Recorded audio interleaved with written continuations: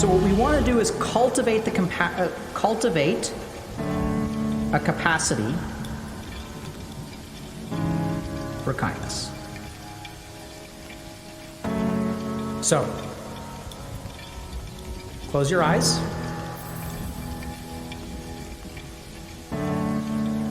Take a few moments to breathe in and breathe out.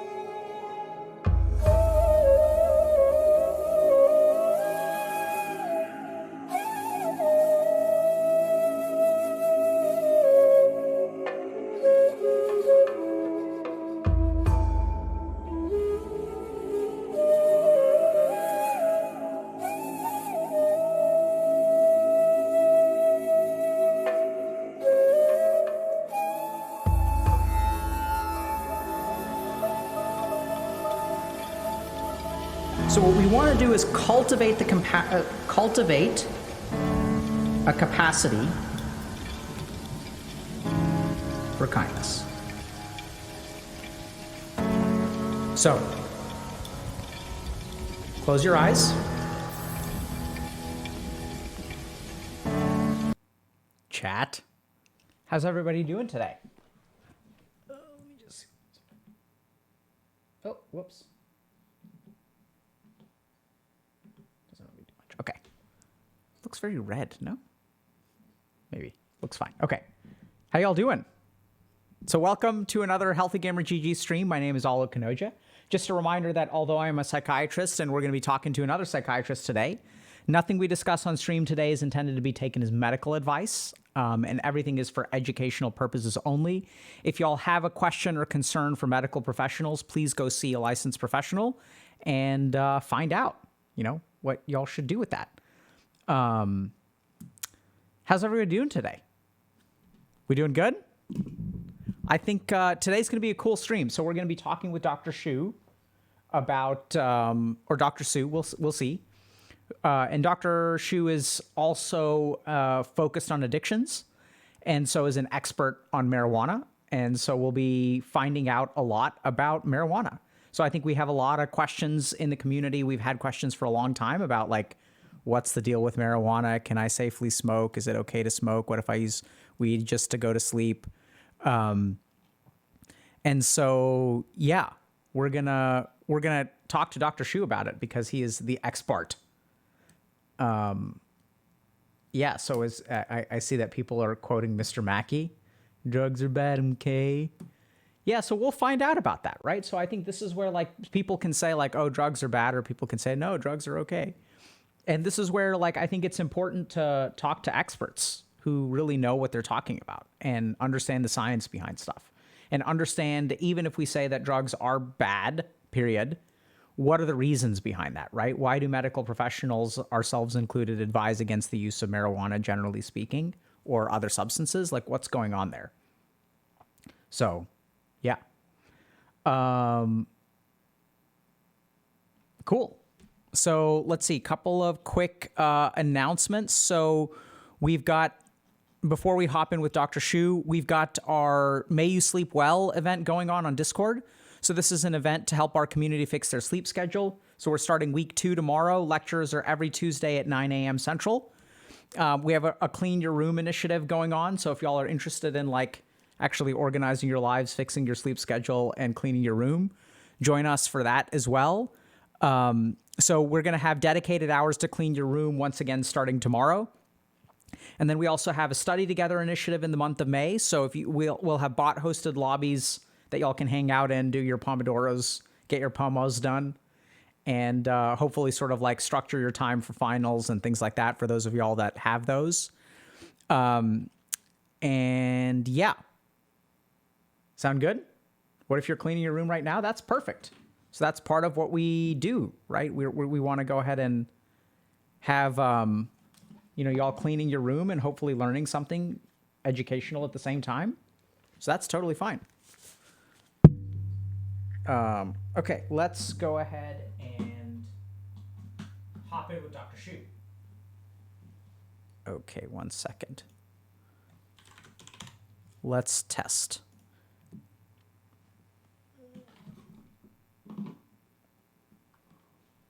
Hey. Hey, Michael, how are you? Give me 1 second. Yes, hold on. Can you count to 10 for me? Sure. 1, 2, 3. Okay, perfect. 4.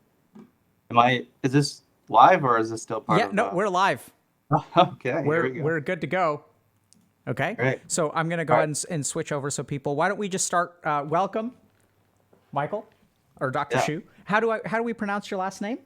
Yeah, Dr. Shu, you said it just right the first time. Okay. So yeah, I just want to say a couple of quick things up front, maybe. Sure. I think first of all, just a quick disclaimer for viewers. One thing is that I recently joined the Scientific Advisory Board of Healthy Gamer. Did want to put that out there. And I know that's something that might be announced later on this week as well. Sure. I am, a physician at Brigham and Women's Hospital, and part of the Harvard Medical School sort of residency training program here. But all the opinions that I'm going to put out here are mine and mine alone.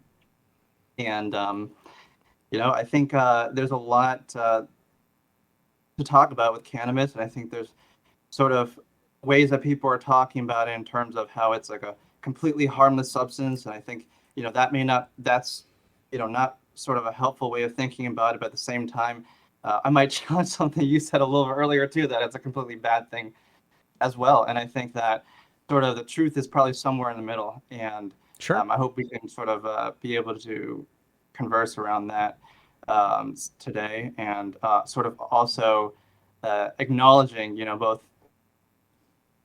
both of us are psychiatrists, so there's always sort of biases that we have, going into these things. We have biases towards mental health and health in general.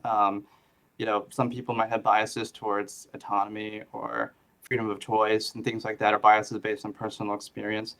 We have biases based on looking to evidence and literature, which I believe is the right thing to do when you're talking about drugs. Maybe not so much spiritual experiences or things like that that don't have sort of the harmful effects that drugs could have, but certainly when thinking about medications and drugs, I think it's helpful to do that. And bias is based on obviously personal and spiritual experience, and I think it's just helpful to put out there sort of what our biases are, because without acknowledging that, arriving at the truth might be a little bit challenging. And I think acknowledging Yeah. all of our biases in it. So Well said. I mean, I think when I have conversations with people about marijuana, oftentimes it's interesting. You use the word bias, whereas I wonder if like value. I mean, I think there are biases, but also like there are differing values. So, like as mental health professionals, we're probably going to have a value that health is not. I wouldn't say. Actually, I don't think I value necessarily health over autonomy, because ultimately, when I work with many patients, it's their choice what they put into their bodies. fair enough. But at the same time, I think, like you said, I've sort of noticed that sometimes people are kind of coming with a certain personal experience. I wouldn't quite say agenda, but sometimes when I work with people who use substances, the conversation almost turns into looking for any kind of justification to be able to continue to use the substance. Mhm. That's been my experience sometimes with people. So I really appreciate you kind of pointing out biases and how people are coming at it from different angles. And so if we're Yeah, trying to absolutely. figure out what's right or not right, that we have to really consider the personal perspectives of the people involved, and that the right answer for one person may not be the right answer for someone else. Yeah, I think that's well said. And I think we all sort of value autonomy, we value health, and I think some people might value certain things over others, and I think that's just what, yeah, Yeah. exactly. So So, Michael, let me just start by. So, can you just tell us a little bit about marijuana? sure, just in terms of Do you want what to it is dive or to my personal like experience. specific questions, or you want to talk generally first? What do you think would be better? Um, Well, I think one thing that would be helpful to sort of lay out there off the bat is just sort of definitions and word choice Sure. using. And I think it's helpful to think about, marijuana is such a broad term, and even like the term medical marijuana can sort of be unhelpful because, like, what are we talking about here? Are we talking about like recreational marijuana that's used for medical purposes? Are we talking about Hmm. prescribed cannabinoids that are used for medical purposes? Are we talking about like medical marijuana cards that we're getting and using for medical purposes? So I think it's sort of helpful to sort of break down what are the different types of substances that marijuana contains, what are the different forms of it, and sort of how are Yeah, we taking that would it. be awesome. Can you So tell I us, think that, yeah, when someone so says marijuana, what are the different things that could refer to? sure. I mean, I think one thing to think about is like, first off, that there's sort of this whole plant version of cannabis, and that's sort of the traditional sort of way that one might sort of inhale or smoke it. And there's different versions of it. Certainly, and sort of the most commonly talked about are like sativa or indica versions. There's other types of whole plants that might include terpenes, which are like oils from like animal or plant products that might Hmm. affect the aroma or the taste of those products as well. And these whole plant cannabis products, I think what a lot of people don't realize is that it contains like hundreds of cannabinoids in them, like hundreds of chemicals that are potentially sort of psychoactive, and sort of we haven't really scratched the surface in terms of what many of them do, but what the most common ones that we have been able to isolate and do a little bit of research on are things like delta 9 THC, which is sort of what we think about in terms of THC. There's delta 8, which is sort of less studied and sort of less available in the whole plant as well. There's also CBD, cannabidiol, which is sort of something that's sort of a lot of excitement around, a lot of media attention and things like that around CBD. And then you also have cannabinol as well, which is sort of an emerging area. So I think it's sort of helpful to think about like whole plants, and there's different ways to intake that, whether it be sort of inhaled or whether it be through edible use or sort of other means. And then you have like these other cannabinoids, these sort of compounds that you can sort of uh, distill out of out of the cannabis products that can be created or made into drugs that contain only sort of those types of cannabinoids. For example, dronabinol, also known as Marinol, is a synthetic form of THC. Epidiolex, which is like the only FDA-approved version of CBD that we have currently on the market, the only one that we've studied. That's CBD that's been synthesized. So it's kind of helpful to think about, what are the different products. CBD can be used in edibles and other oils and tinctures, and happy to get into the weeds of that if we need to. But I think it's Yeah. helpful to So, sort of Michael, let me lay just the ask you line out a this. little bit. So, Yeah. in terms of one of the things that I remember learning when I was in residency is that a lot of the original research on marijuana was done like 30 or 40 years ago. And that there's been like, basically as marijuana became more of a controlled substance, at least in the United States, that the amount of research on it, like maybe in the 90s and early 2000s, basically like kind of decreased significantly. And so one of the takeaways I remember having through some of my lectures when I was learning about this stuff is that the studies that we have on marijuana are maybe less applicable now because over the last 30 years, we've bred more potent strains, concentrated the amount of THC so that even like, so in a sense, the effects of marijuana that we sort of have well characterized from the 60s and 70s may not be quite as applicable today. Like, can you comment on that, or is that kind of your experience? Because I don't keep up too heavily. I'm sure not as much as you do in terms of marijuana research. Yeah, absolutely. That's it. I think that's exactly right. I mean, when people talk about marijuana that's been used for like thousands of years, we think about like China using it in 2000 BC for things like rheumatoid pain, or other sources of pain, or even sort of mental health reasons. The type of cannabis that was naturally growing in China or like southern Russia, like had very little content of like THC, and we're talking about like less than 2 or 3%. Fast forward, to the 60s or 70s, people are using cannabis pretty widely, sort of around the streets. We might have, hear people say like back in the day, people are using it all the time. It's not super harmful, like, and using it recreationally, and even around that time, like the THC average content you would find on the streets is somewhere around 3 to 5%. Fast forward to today, and I think a lot of this has to do with sort of the big industry of cannabis and sort of how we see trends in other areas of substance as well, in the sense that, trending towards higher potency and higher use, and sort of desire to create those products. A lot of, if you're looking for, like, for example, whole plant cannabis, like the stuff that people are using in the streets back in the 70s, the average nowadays is like 20, 30%, and in certain vapes can even go up, and other products can go up to 60, 90%. So the products that we're talking about today that people are using and wondering if it could be helpful for mental health purposes are totally different from the things that, we were talking about back in those days, and doing research off of, and things just like that. to make sure I understood that correctly. Like, so when we're talking about like 60s and 70s, or even like ancient cannabis use, we're talking THC in you said 2 to 3% range. 2 to 3%. A lot of it's sort of like hashish, or like sort of derived from the natural plant itself, and a lot of that, has a lot of CBD and a higher CBD to THC ratio potentially as well. But strains of a higher THC content have been bred and used a lot more commonly in the last. And so you said that the THC concentration now is like 20 to 30%. So we're talking about like a 10-fold increase in potency. Absolutely, yeah. And then even in vapes and stuff, you can get a 20-fold or 30-fold increase in potency.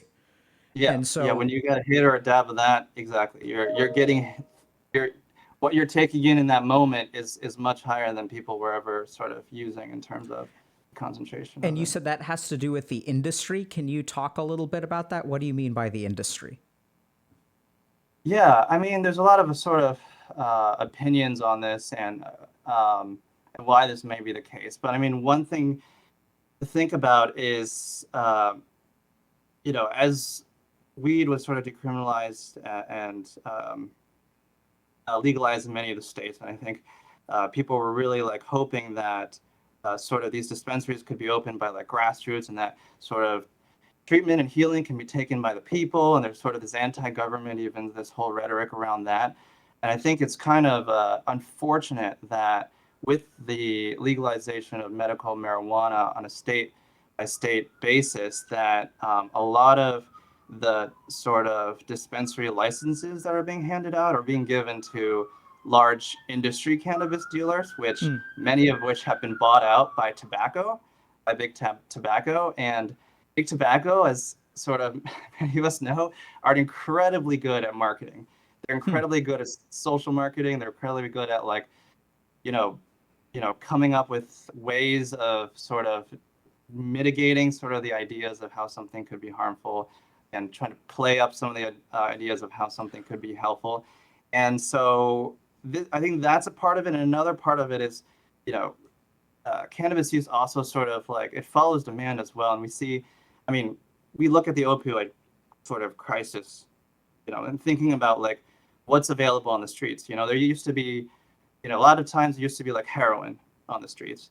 And then sort of drug dealers were realizing that, if they can increase the potency of opioids on the street, then more people will buy it, and then more people would get sort of hooked on it. And there's also sort of this tolerance that develops on opioids as well, where like the more you use it, the more sort of desensitized the receptors in your brain are to using opioids, so the more you kind of need in order to get the same effect. So what drug dealers were realizing is that, people need higher doses and potency of opioids.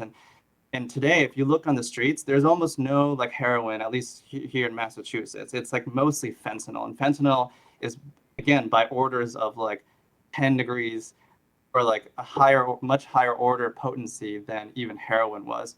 And that's why part of the reason why we're seeing a huge increase in overdoses on opioids as well. And I think, when thinking about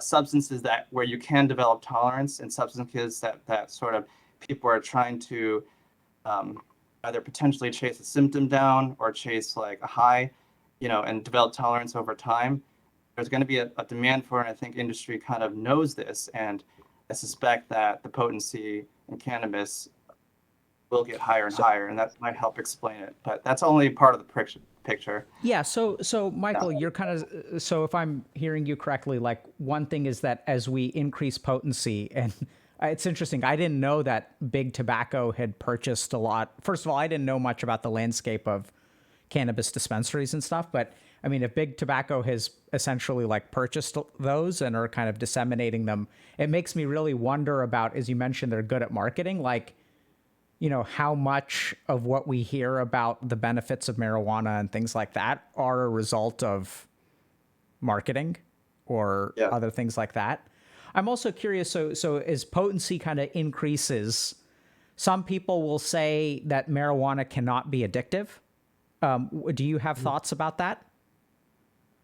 Yeah, I mean, we've certainly seen cannabis addiction in our clinics here. And what we know about sort of addiction to cannabis is that not everyone gets it, but the more you use THC containing products, typically we're talking about like either, the inhalable versions of whole plant cannabis or vapes. And the more that you use it, the more frequently you use it, and the higher content of THC in these products lends to a higher chance that you might develop an addiction to it. And people that do use it frequently, say over 2 or 3 times a week, we see around like 30% of people developing an addiction to it. And I think you sort of talked about a little bit of the mechanism of addiction and cannabis on the stream before.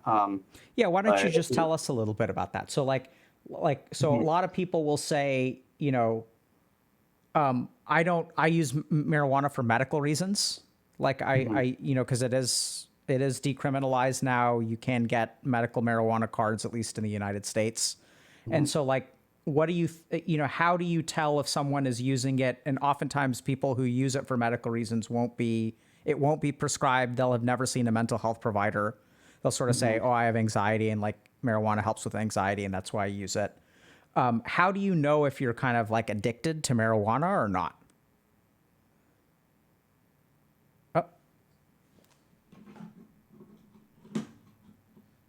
I'm not hearing anything. Are y'all hearing anything?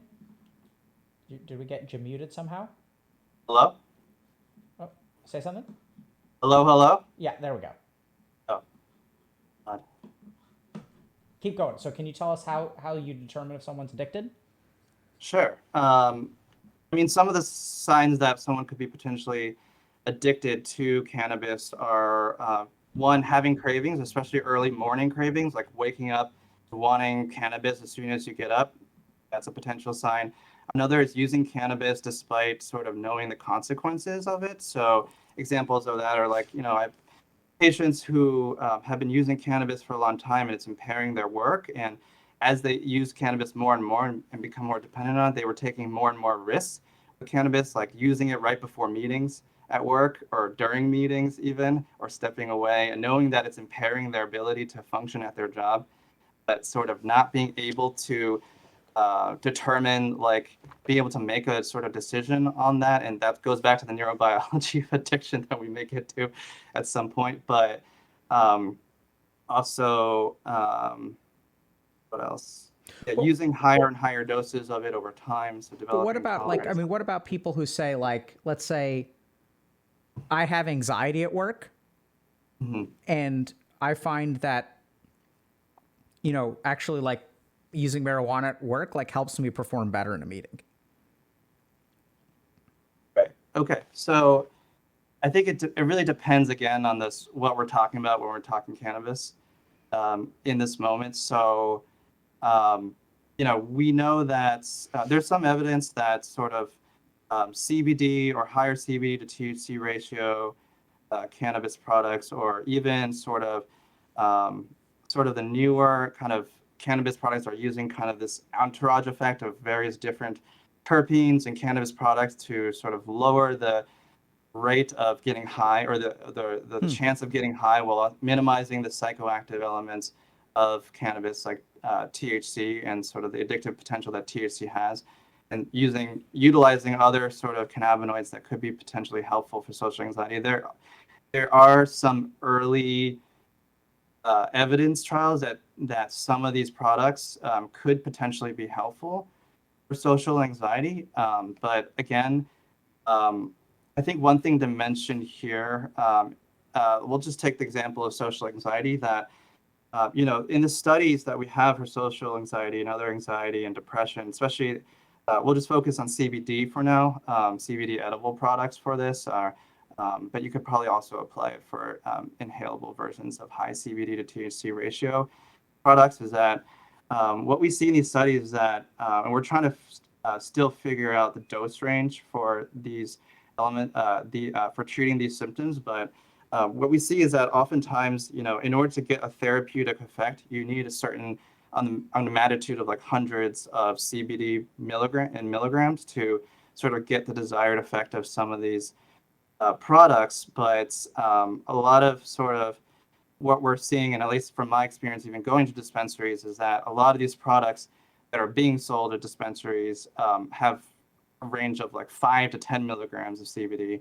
Hmm. and you really don't know what you're getting out of these dispensary products either, because it's not regulated. So it's really frustrating. It's frustrating for me as a clinician in terms of helping a patient to navigate through using CBD, knowing that sort of it's an unregulated space. And there was sort of this study done out of Mississippi, I believe, that were looking at different cannabis dispensaries and their CBD products. And they looked at 25 different products of CBD at a dispensary, and only 3 out of the 25, and they were measuring the CBD and sort of the THC content of these different products. And only 3 out of 25 of those products, specifically in that area, had CBD content that was like within 20% of what Hmm. they were saying. Wow. And there were like some products that were like that had 0% of like CBD, and it was just pure like berry gummies or something.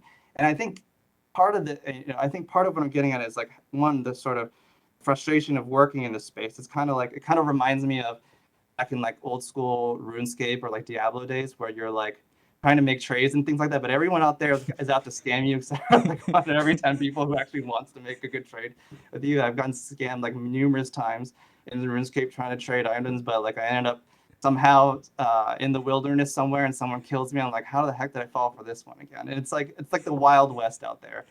And like Yeah. the FDA has shut down like anyway, has shut down or not shut down, but they've warned sort of these dispensaries based off of it. And I'm getting back to my point, and that is that um, the reason that we're seeing even people who are taking this, I believe we're seeing even people who are taking this completely sub-therapeutic doses, meaning like 5 milligrams or 0 milligrams of CBD, and reporting like, oh, my anxiety is so much better. Like I'm getting, I'm feeling so much better. And I think we really have to acknowledge that there's a huge placebo effect that we see even in our like clinical trials for antidepressants. I mean, we're talking about like even thinking about like the effects of antidepressants on depression, like about half of that effect is sort of due to placebo, meaning like even if you just gave like 100 people with social anxiety or with depression water pills, there was going to be a certain proportion, 20, 30,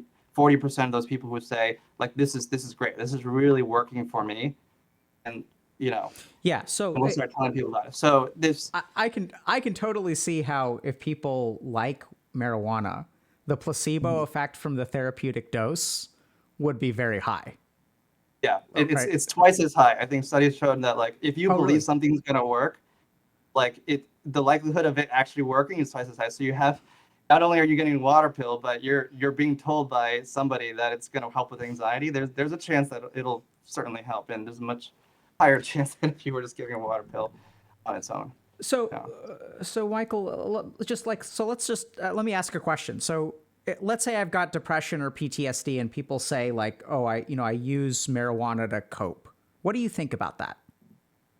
Yeah. I think I'll start with PTSD. I think PTSD is a hot topic for cannabis. I think anywhere between like a third and like a half of people who are getting medical marijuana cards put down PTSD as their reason. So it's definitely something out there. And I really wish I could say, and I'm going to be focusing first on whole plant cannabis for now. Um, but I really wish I could say that like it's effective for PTSD, but honestly, the trials have not really panned out well. Um, Again, the studies are limited. It's very difficult to study cannabis in the U.S. It's still a Schedule One drug, meaning it has high abuse potential in the same category as LSD, for example.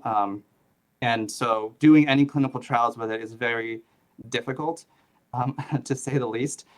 But at the same time, what we've seen is that, in studies, for example, there are two big studies out of the Veterans Affairs hospitals where they tracked people who had PTSD symptoms and started using cannabis. And over time, people who used more cannabis and used it more frequently, this is again talking about whole plant smoked cannabis, the higher THC content and the more that they were using it, the worsening of their symptoms over time. And one study even showed out of like it was like a few hundred patients that they looked at when they stopped using cannabis, many of them actually had improvement in nightmares and anxiety. And then so you wonder like why is it that we hear um, a lot of people with PTSD find some sort of reprieve from whole plant smoked cannabis and feel like they're really improving their functional lifestyle. But why is it that this is not panning out in the studies in the same way that even other psychedelics or antidepressants are panning out in the studies? Like, why is there this like discrepancy here? And I think it's still sort of unclear, but I think if we dive into the neurobiology of it, it starts making sense. How so? I'm gonna do that. So, all right. So cannabis. Let's start with like THC. THC operates on a receptor in the body called CB1, and CB1 is located in many different places in the central nervous system. One of those places it's located on is the amygdala. So we know that sort of at low doses of THC, what happens is that there seems to be sort of an anxiolytic effect to cannabis. For example, they've tried to they've tried to extract just THC into a pill called Nabilone in very small doses, like 7.5 milligrams. may be helpful for anxiety and stress symptoms. But what happens is that at higher doses of THC, the effect on the CB1 receptor actually flips. We see that it can create anxiogenic effects on Interesting. the amygdala. And the amygdala, again, is our fear center. It's sort of our emotion center, right? And so thinking about like the short-term effects on trauma and PTSD, and I think you might have mentioned this on stream, Alok, maybe once, like in that some patients, especially in the initial dose of a whole plant cannabis, can have a anxiety response or even a traumatic response, and that can linger over time. So there's definitely a risk to that. Then sort of what people were saying before for a while is that like, okay, if you get past that first stage, things start getting better for you.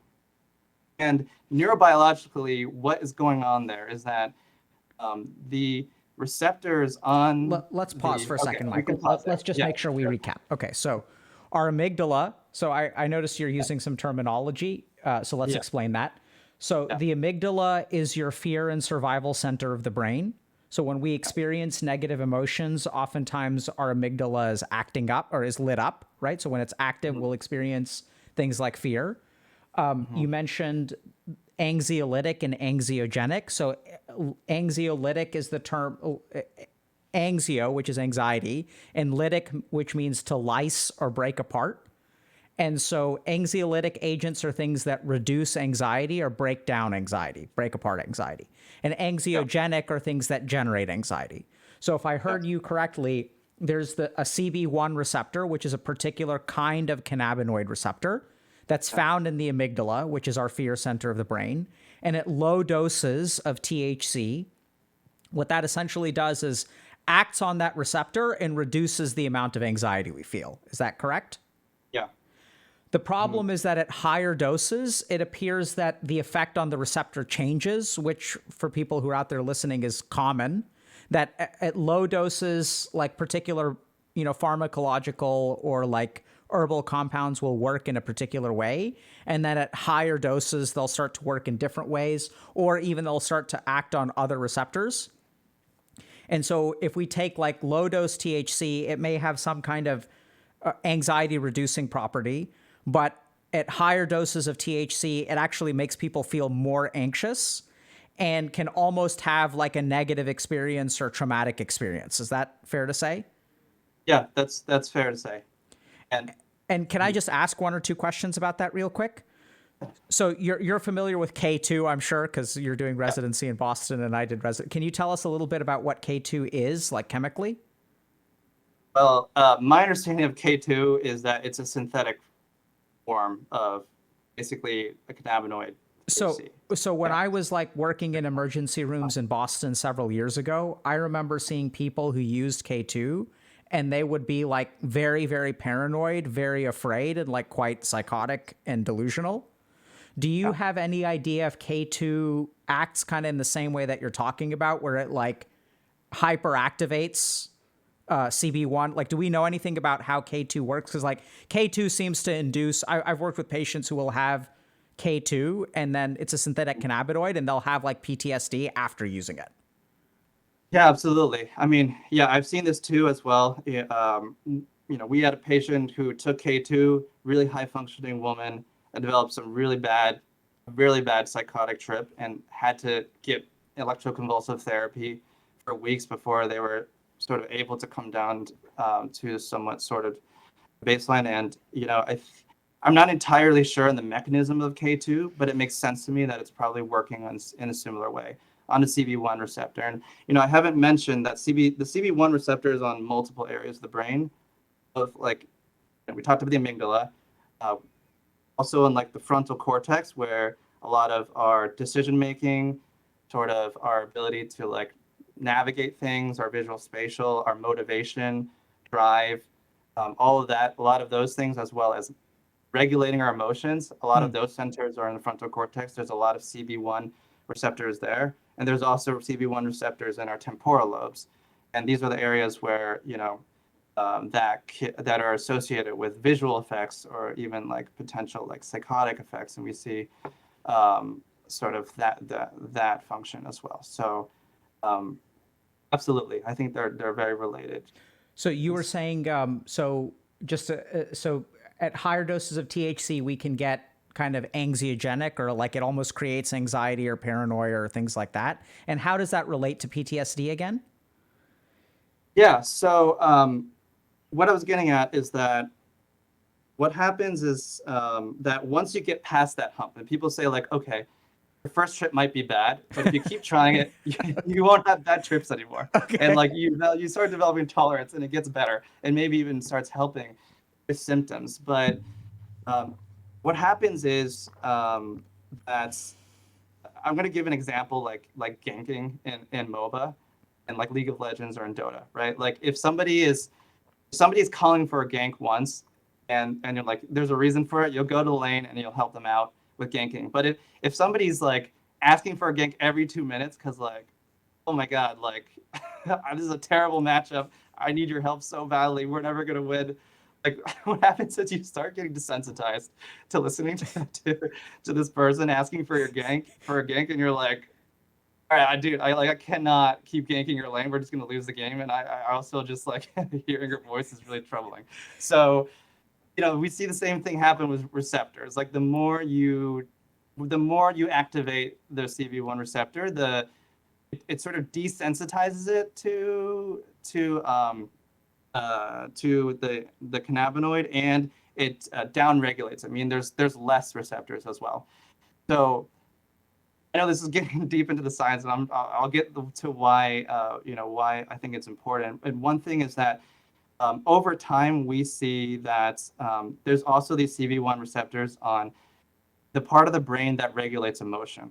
So this is called the ventromedial prefrontal cortex. And stepping back a bit and thinking about like trauma and like PTSD, a lot of trauma is our inability to overcome some overwhelming situation or emotion, and our inability to process that. And trauma, a lot of sort of Like when I what when our I understanding of like how trauma. when I call for a Yeah. gank on my lane over and over and over again and no one shows up. What? I said, I was just making a joke. I was like, you were saying that trauma is our inability to overcome a profound emotional experience.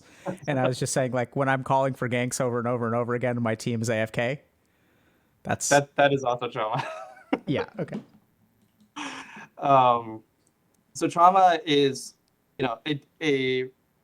and tell me if I need to clarify things, but there's a part again. It's where our amygdala is overfiring, and we lose a connection with the part of our brain that regulates emotion, the ventromedial prefrontal cortex. So overfiring the amygdala on its own, and we lose this connection. So in terms of treating PTSD, we want to strengthen these connections between the part of our brain that can process emotions and the feeling of the emotion itself. That's just kind of simply So speaking. But how do cannabinoids fit into that? The ability for our frontal lobes to control or process our emotional experience. so what we see in PTSD is that over the long term, because you have a desensitization of receptors on the ventromedial prefrontal cortex, the actual amount of neuron density in that part of your brain actually decreases. So the part of your brain that is there to regulate and identify negative emotions becomes desensitized and decreases in size. Interesting. So the So ventromedial prefrontal cortex shrinks if you use yeah, marijuana regularly? yeah, no, this is sort of imaging studies have sort of suggested this, and what I'm trying to get at here is that um, is that what happens when you take sort of high THC products for the long term is that a lot of times people experience sort of this emotional blunting and sort of a difficulty being able to regulate the emotion itself. Their perception of the emotion of trauma and these symptoms can go down, but um, you're not actually addressing the underlying issue, which is through the work of being able to regulate these emotions.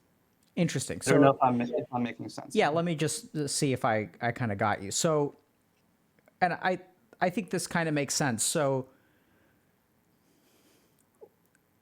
if I'm using a substance just at a very high level, if I'm using a substance to numb my emotional state, my brain's ability to control and regulate my emotional state becomes less necessary. Mm-hmm. Right? If I'm numbing it, like my ventromedial prefrontal cortex doesn't need to do anything. Yeah.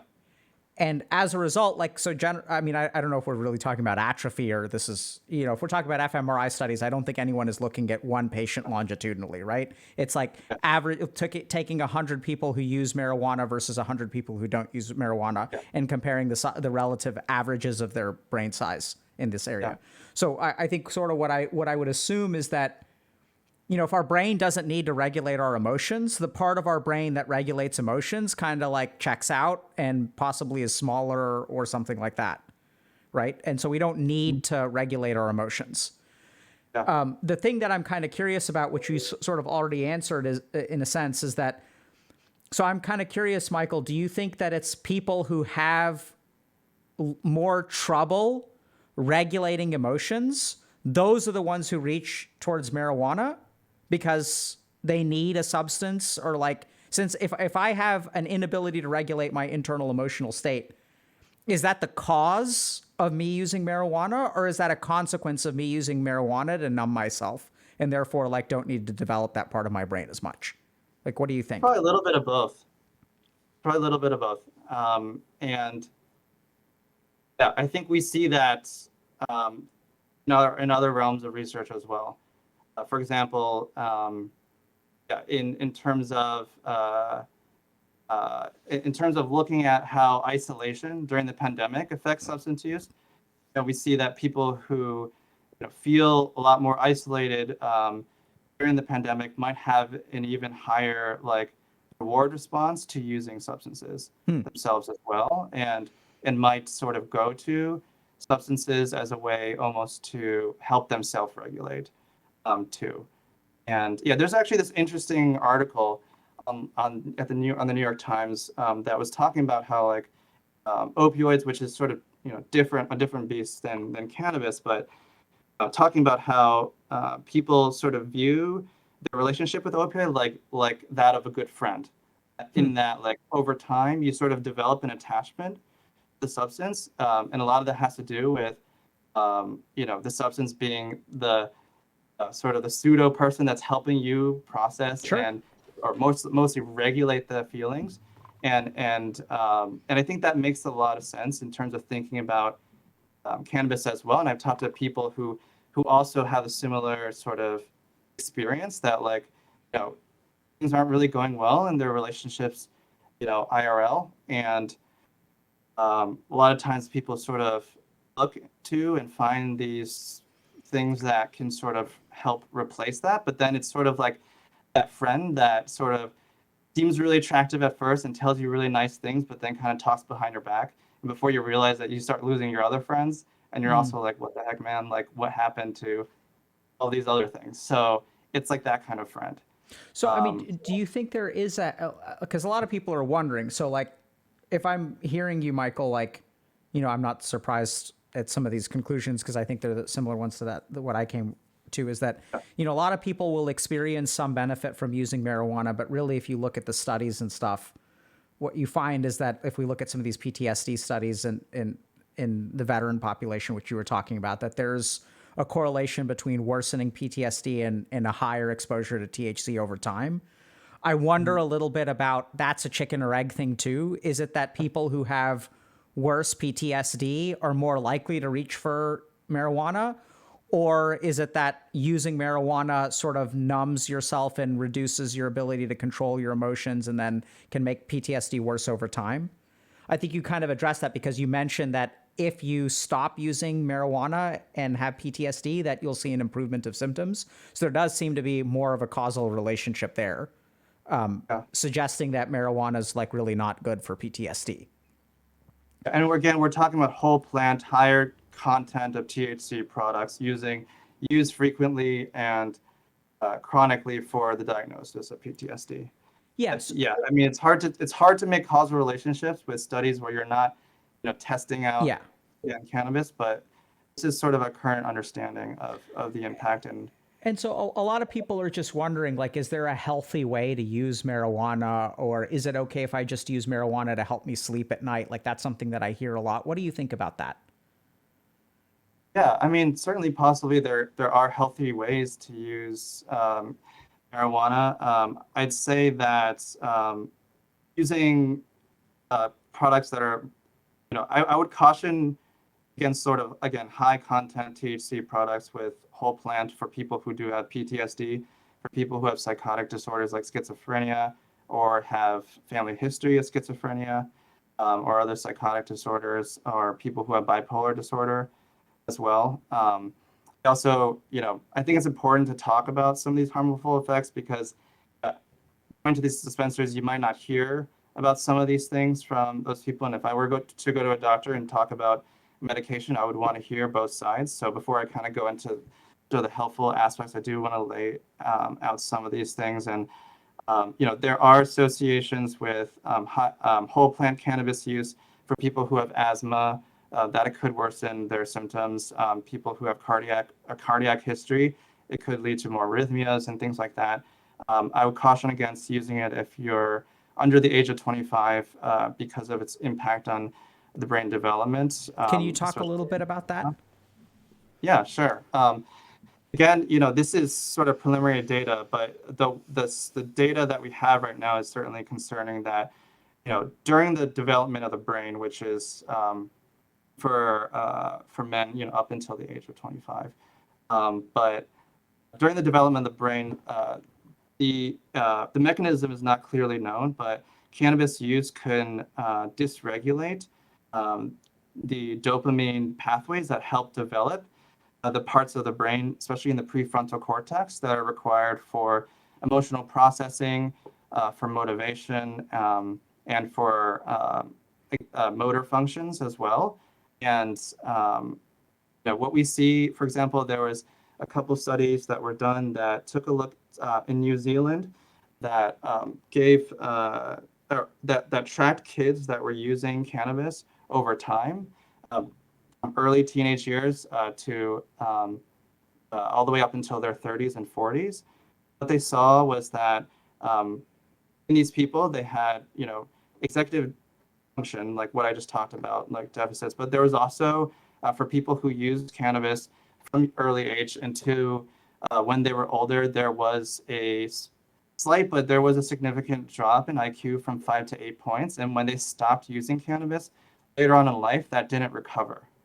So I think this is sort of the body of evidence that we take a look at and we're like, okay, we need to maybe be a little bit more hesitant in terms of, and more mindful in terms of how we're using cannabis, especially, or again, we're back to talking about whole plant cannabis here.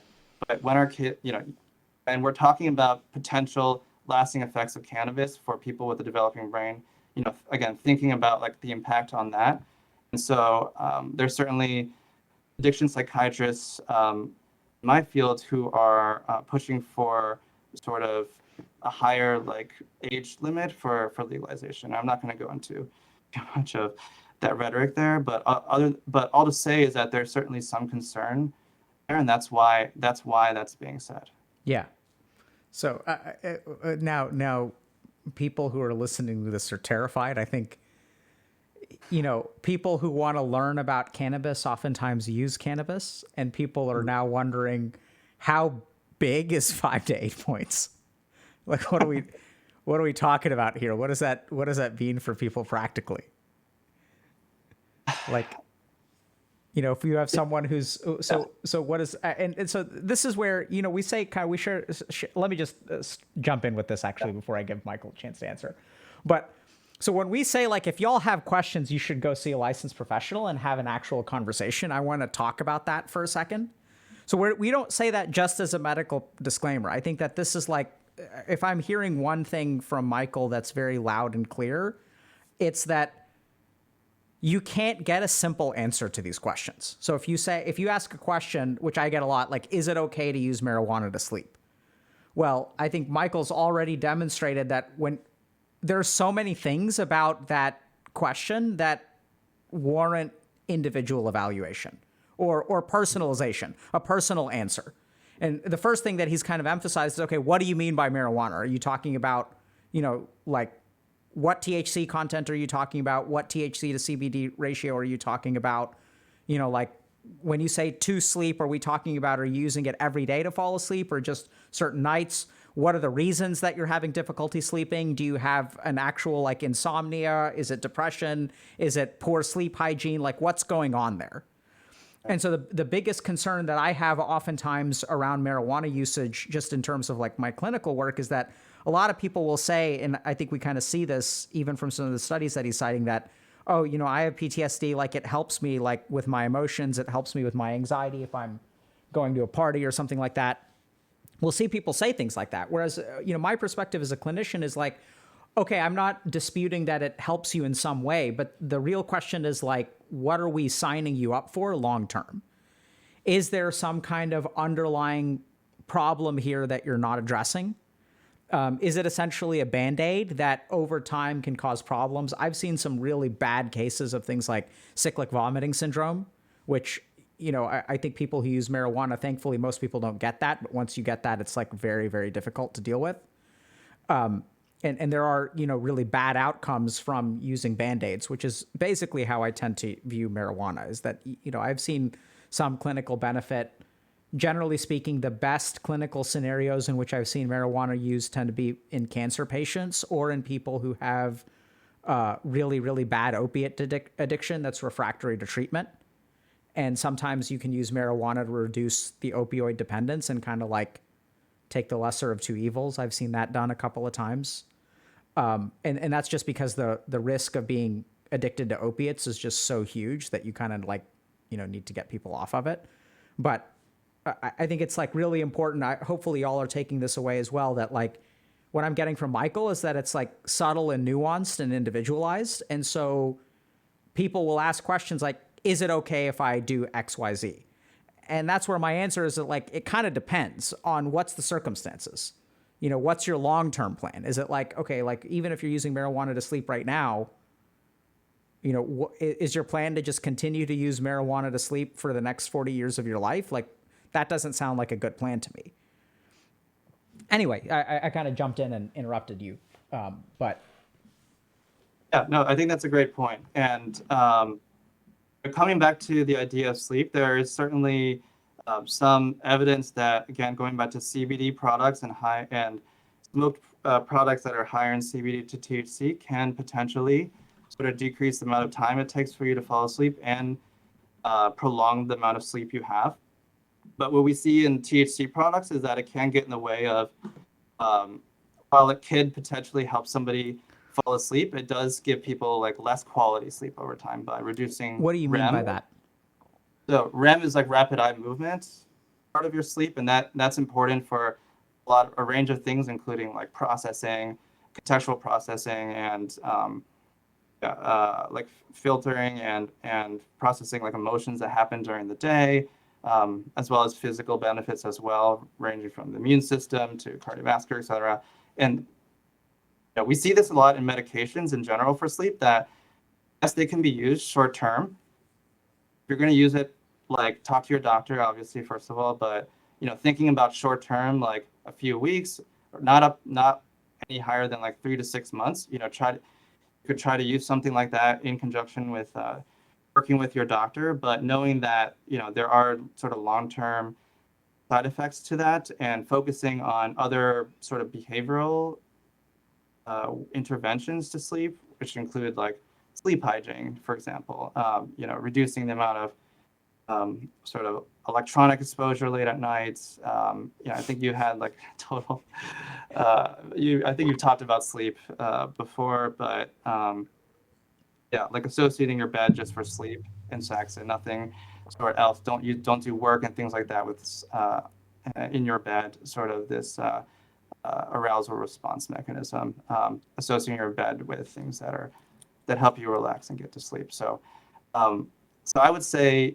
I would try to avoid whole plant smoked cannabis for sleep as of this time. There's not really great evidence for it for most of those products. Again, there's some excitement around sort of this like higher CBD to THC ratio, or these like products that have these terpene and entourage effects that can mitigate potentially THC levels and reduce the amount of time, the high feeling.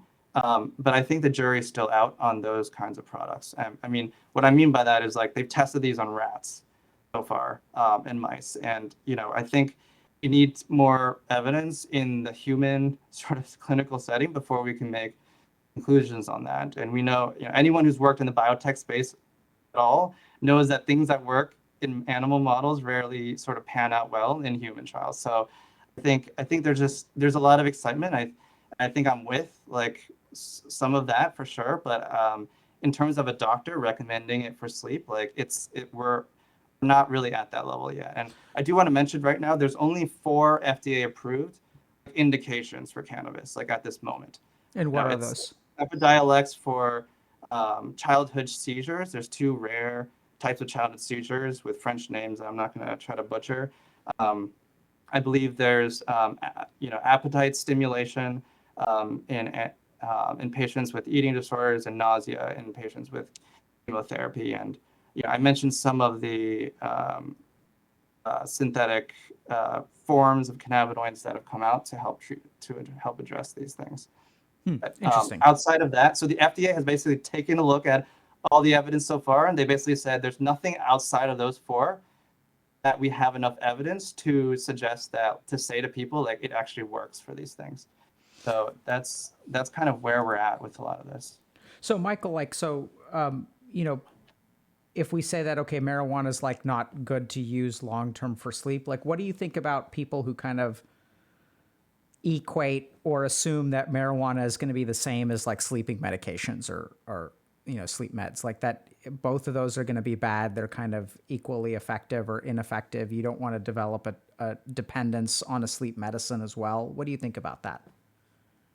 Yeah, I think, we see, I think you mentioned like sort of the Band-Aid effect. And I think that's how a lot of people who are doing the science of the studies on it are really seeing cannabis. And cannabis is very different from benzodiazepines in terms of the mechanisms of action, but they both also work on similar neurotransmitters as well. And we see this as well with benzodiazepines, but that yes, it can be helpful for sleep, but long term, we really try to minimize use over the long term because of those things. But if you have if you're given like the options of different sleep medications that have been well studied and that have potential use, if you tried all of those and you want to try cannabis because those are not working, I think that's sort of the place where I would recommend people try it out and navigate it with their doctors, just because we just have more studies and other things than we do for things like plant THC for sleep. Now, CBD might be a different story,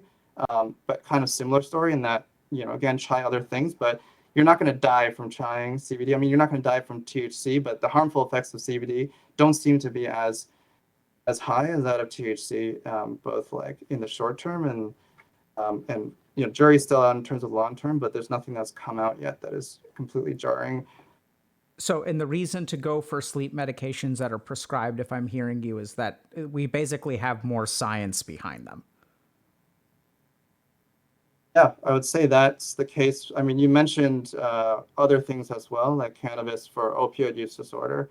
Like if somebody came to me with opioid use disorder, I would really do them a disjustice by saying like, hey, let's try cannabis for this, like off the bat, because we have life-saving medications. Like, we have Suboxone, buprenorphine. We have so much evidence for these other life-saving medications. For me not to take a look at these medications that have Oh, I wasn't talking about evidence, opioid use disorder, by the way. I was talking about pain management. Pain management. Yeah, sorry if I misspoke. For that. Oh, okay. Yeah. I'm sorry. Okay. I may have actually misspoke. That's fair enough. But Yeah.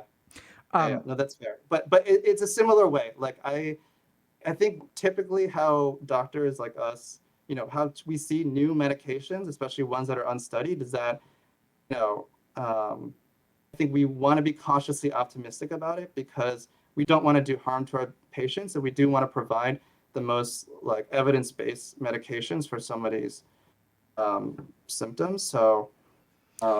Yeah. So Michael, what do you think about? So we've got kind of like 2 or 3 different tracks, which I think people are really curious about. One is, the relationship between particular illnesses. So, for example, you mentioned that if you have like a family history of schizophrenia, like you should really, really stay away from marijuana.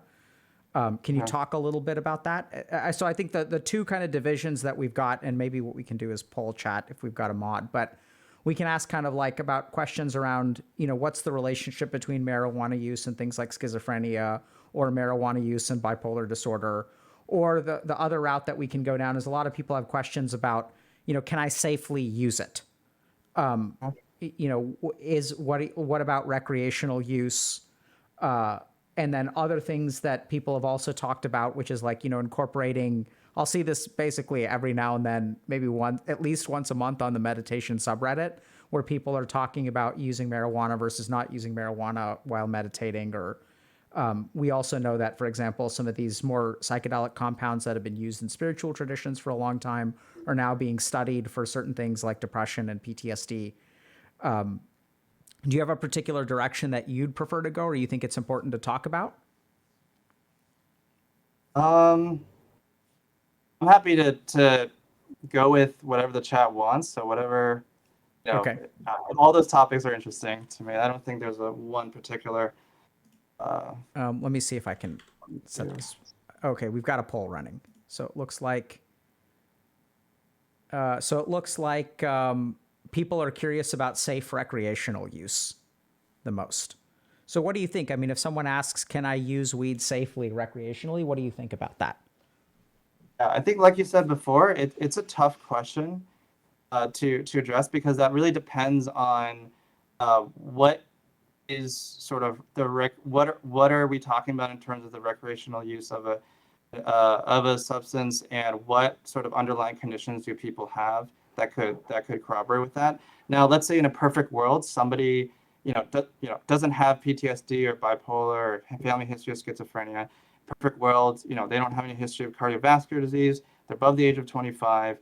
They're not pregnant, and don't have sort of the pulmonary things that we'd be worried about in terms of smoked cannabis use. Can you use it recreationally? I would say one that, like, as much as you can kind of use it to the point where you're not getting high, like that, like I think using CBD, for example, maybe if people equate like drinking red wine or something like that, like could that be something to using it at night to help sort of relax you? Maybe at low doses like that, it's kind of like chamomile tea. If you're going to use cannabis products, if you're going to use smoked cannabis products, and that's kind of what you've decided recreationally, then I would just say try to stick with ones that are lower in THC content, like less than 10 or 20%, and try not to go above that amount, because again, the risks that we see with it are sort of in the higher doses than that. And try to use it as less frequently as possible, and be honest with yourself.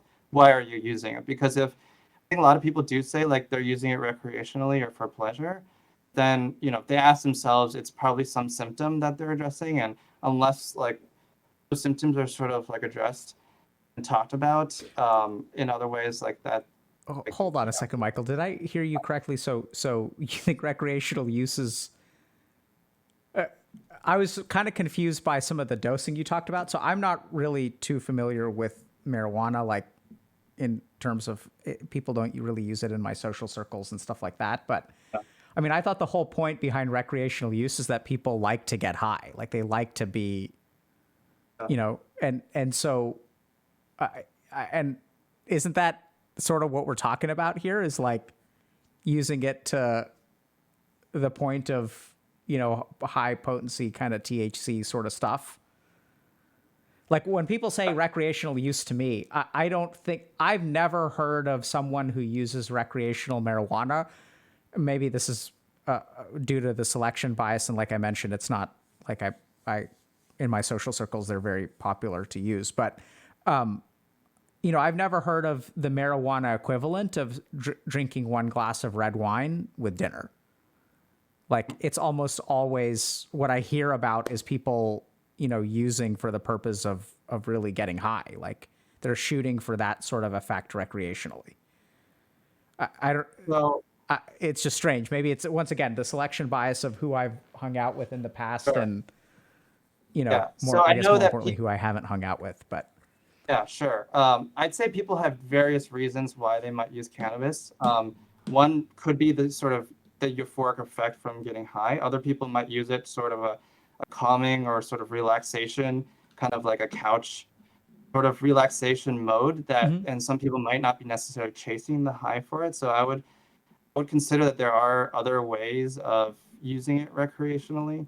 Okay. Um, and there are certainly ways of microdosing cannabis so that it doesn't get you sort of that euphoric effect that comes with the high.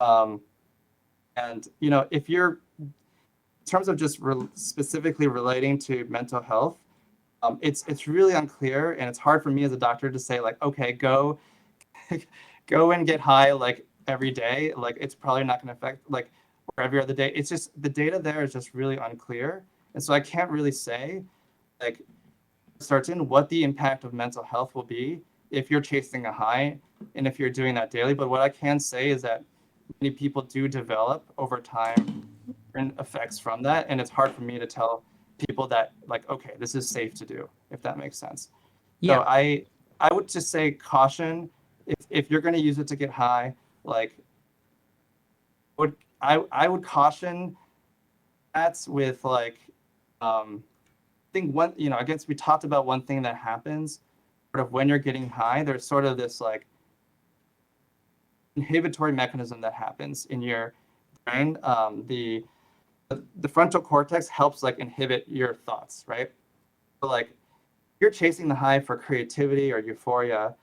It's kind of like playing it's kind of like opening loot boxes, but like ones that are like completely like kind of a little bit more rigged sometimes against you. And what I How mean by so? that is like it helps. So a lot of people experience the high as like this idea of like openness and having a lot of interesting sort of insights and thoughts about self-reflection and other thoughts that could be like completely divergent, meaning like, for example, like we've heard about like artists and CEOs like using it for creative reasons in terms of getting high because a lot of it has to do with a divergent form of like creativity, meaning like getting all sorts of different ideas out there that are sort of an out of the box style thing.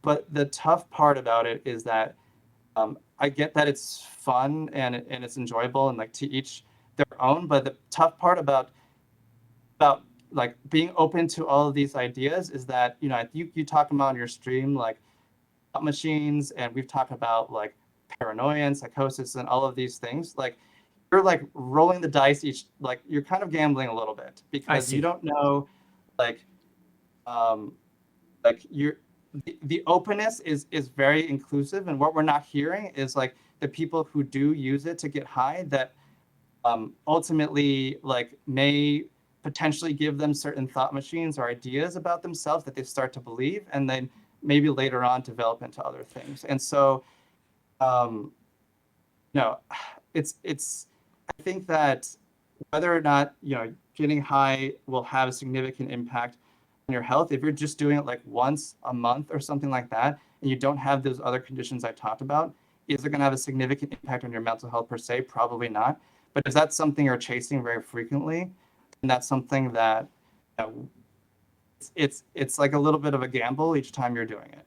And so you hear a lot of positive examples of like people like having creative thoughts on it, but then I think as clinicians we see sometimes these negative examples of people who use it recreationally and have a hard time engaging with us in therapy or being able to think properly Yeah. or function at work and things like that. So it's a tough question when in terms of the high aspect. Yeah. I think a couple of thoughts about that. One is that, so in my experience, like you mentioned, so some people will talk about the benefits of it. And what I tend to find is that there's like, if someone successful talks about marijuana use, people love it so much that it kind of floats to the top of the internet because Mhm. everyone who loves marijuana is like, see, this person did it and they're okay. Whereas, what you don't see floating to the top of the internet is, like the vast majority of, I mean, we see this stuff, right, in the emergency room when we're on call overnight about whether they be college students or homeless, part of the homeless population, or just all the people that use marijuana regularly who sort of don't end up in a good place. I think another thing that really concerns me is that what I tend to find, especially like a little bit in our community, is that people will say that they have particular problems, which I totally respect. They'll say, oh, I struggle with social anxiety, or I struggle to find motivation. I can't put together my life. And what I oftentimes will find is if I assess them for marijuana use, there's like a significantly higher percentage than, let's say, the average population. And so one of the things that concerns me about marijuana is that I don't think it's directly responsible, but I think it sort of synergizes with a lot of other problems. So for example, like there's a very high comorbidity between video game addiction and marijuana addiction. And so I even remember looking into the neuroscience of this and was really surprised. So one thing that I sort of noticed is that there was a group of people that I worked with that had a lot of trouble like forming new habits. So that they were kind of in this bad cycle and like they couldn't get out of that bad cycle. And I got kind of curious about that. A lot of them would use marijuana very regularly as well. And so was really surprised to discover that a lot of the habit circuitry in the brain is actually like governed by cannabinoid receptors. So the formation, so when you are doing something for the first time and you get that sort of like reward from it, or like if you do something for the first time and you kind of enjoy it, or like that behavioral reinforcement in the early stages is actually governed by dopamine and the nucleus accumbens. But as we start developing habits, we kind of shift from the nucleus accumbens in our dopamine circuitry to cannabinoid circuitry in different parts of the brain. And I almost got the impression that when you mess with your dopamine circuitry and cannabinoid circuitry, it makes it hard for you to learn from your mistakes and form new habits. Now, there's some neuroscience, like basic science kind of support of that when if you look at broadly speaking, the receptors involved. But I don't think that I haven't really seen many studies that go into that degree of sophistication on habit formation and the brains of people who are using substances.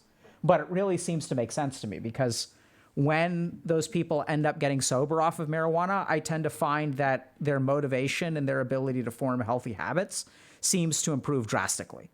Now, whether that's a direct effect of like no longer having cannabinoid stimulation in your habit circuitry, or it is a consequence of no longer numbing yourself and like getting in touch with your emotions more, doing more emotional processing so that you can find your motivation and stuff, I don't know. But those are the couple of things that I think about. And then the last thing is that, I get this question a lot where people will ask me, like, can I use marijuana recreationally? And I think you kind of touched on this or mentioned it some, but what is recreationally, right? What are we really talking about? And I've almost, when I ask more details, and this could be a selection bias as well, because, being a psychiatrist, I'm going to get a particular kind of person in my office, but what I tend to find is that when people talk about recreationally, like they're usually referring to multiple times a week. Like they're not talking about once a month. And it's just and I'm curious, maybe we can do a poll on that too. For those of you that are recreational marijuana users, how often are you talking about using it recreationally? Is it more than once a day, multiple times a week, once a week, or like once a month? Okay, so everyone seems to be, we'll see if an actual poll comes up, but I mean, people are talking, I can't tell if they're trolling or not, but I mean, it seems like the majority of them are saying daily, if not multiple times a day. But we'll see if there's a poll comes up. What do you think about that? So, again, are we talking like whole plants, inhalable cannabis use daily or multiple times a day? Can you be doing that in a way that is healthy? Is that the question? So it looks like, so here's the poll results. Okay, so how often do you use recreational marijuana? 50% of people say more than once a day. 16% of people say once a day. 16% of people say once a week. 5% of people say once a month, and 16% of people say less than once a month. So I'd say that the numbers are changing a little bit, but 60% of people who talk about recreational marijuana use are referring to it at least once a day. Yeah. And it looks like about 40% of people are once a week or less, which has been my experience. So I'd say 2/3 of people are like using it once a day or, a few times a week. Yeah. I think one thing we talked about is like not everyone who does use it every day develops an addiction to that. So in terms of thinking about like, is it going to be problematic from that perspective? Like, people have to just kind of know their own limitations and know what's going on there, and certainly that could be done potentially safely from an addiction perspective. Now, how would that impact your brain in the long term? How will that impact your mental health in the long term? I mean, it's really hard not to think about sort of what we have with our association studies with like daily use. And a lot of the studies have usually used like 2 or 3 times a day, or like 3 times a day or more as like sort of a heavier use of cannabis. It's hard not to think that there's going to be some risk involved with motivation, some risks involved with just like executive function or thinking, and some risks involved with being like emotional processing when you're using it that much. If you know those risks and you feel like risks don't outweigh the benefits, like who am I to say like that this is not something that you should be doing? But I think that there are certainly just risks that you have to be aware of, as you're doing that. And I think another thing that's worth mentioning is that human beings are really bad at assessing our own cognition. Like we have parts of our brain that can assess maybe how sleepy we are. We have parts of our brain that can maybe assess like what our emotions are, when we're in a good place. But when our frontal cortex, which is processing things, is like failing, there's no part of your brain that's saying like, okay, your executive function's at 60% of normal now.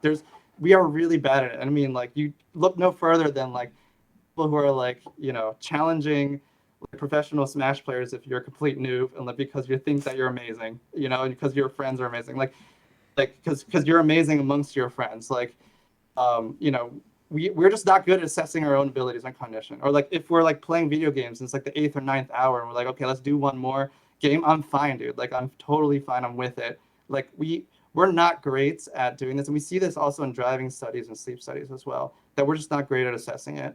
And so what should we look at as a marker for like how we're doing cognitively when we're on these things? My opinion is that, just as with gaming, we have to look at like the people around us and what they think about how our use is affecting our cognition, and come up with objective markers either through writing a diary and like doing, writing out your feelings during the day, writing out like your thoughts and how you're doing functionally, and things like that. And we also see, there was a study, I think in 2017, where they looked at people who were using cannabis for creativity.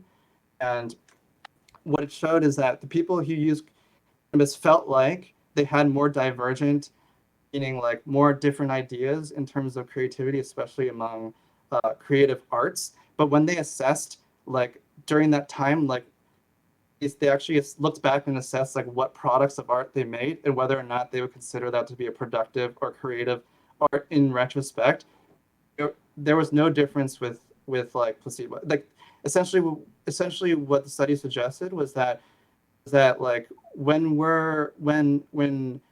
we use cannabis, we feel more creative, we feel this euphoria, it's a good feeling. But whether or not like we're actually producing something creative, whether or not we're actually doing something productive with the time, like, and I've talked to people who are like, yeah, like I felt really good, but then writing a song or like doing something with it, but then when I got out of that trip and I looked back, I was like, okay, wait, this is just kind of garbage. Like, so I think we just had to all I can talk about are the risks. Like every person is different. And, if you've weighed all those risks and for yourself, the benefits still outweigh, like who am I to say? Well, I mean, I think that's I get what you're saying in terms of, the most we can do here is sort of share the risks, but I think that's kind of important to understand, like what you just said. I want to kind of like focus on that for a second. So I think the challenge with a lot of substances is that we just have poor awareness, right? Of what the substance, first of all, like if we're really using it recreationally or not. I mean, when I think about, so 43% of chat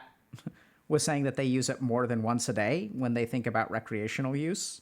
So that's like a staggering number, right? That's like higher than what I was expecting. But, and so we're sort of poor judges. You mentioned, I think the cognition studies are important because I have found that when I work with people who are using substances and are especially like don't really think that they have a problem, or maybe, you know, they're kind of like in the pre-contemplative stages of change, but they sort of don't really like, they think it's recreational.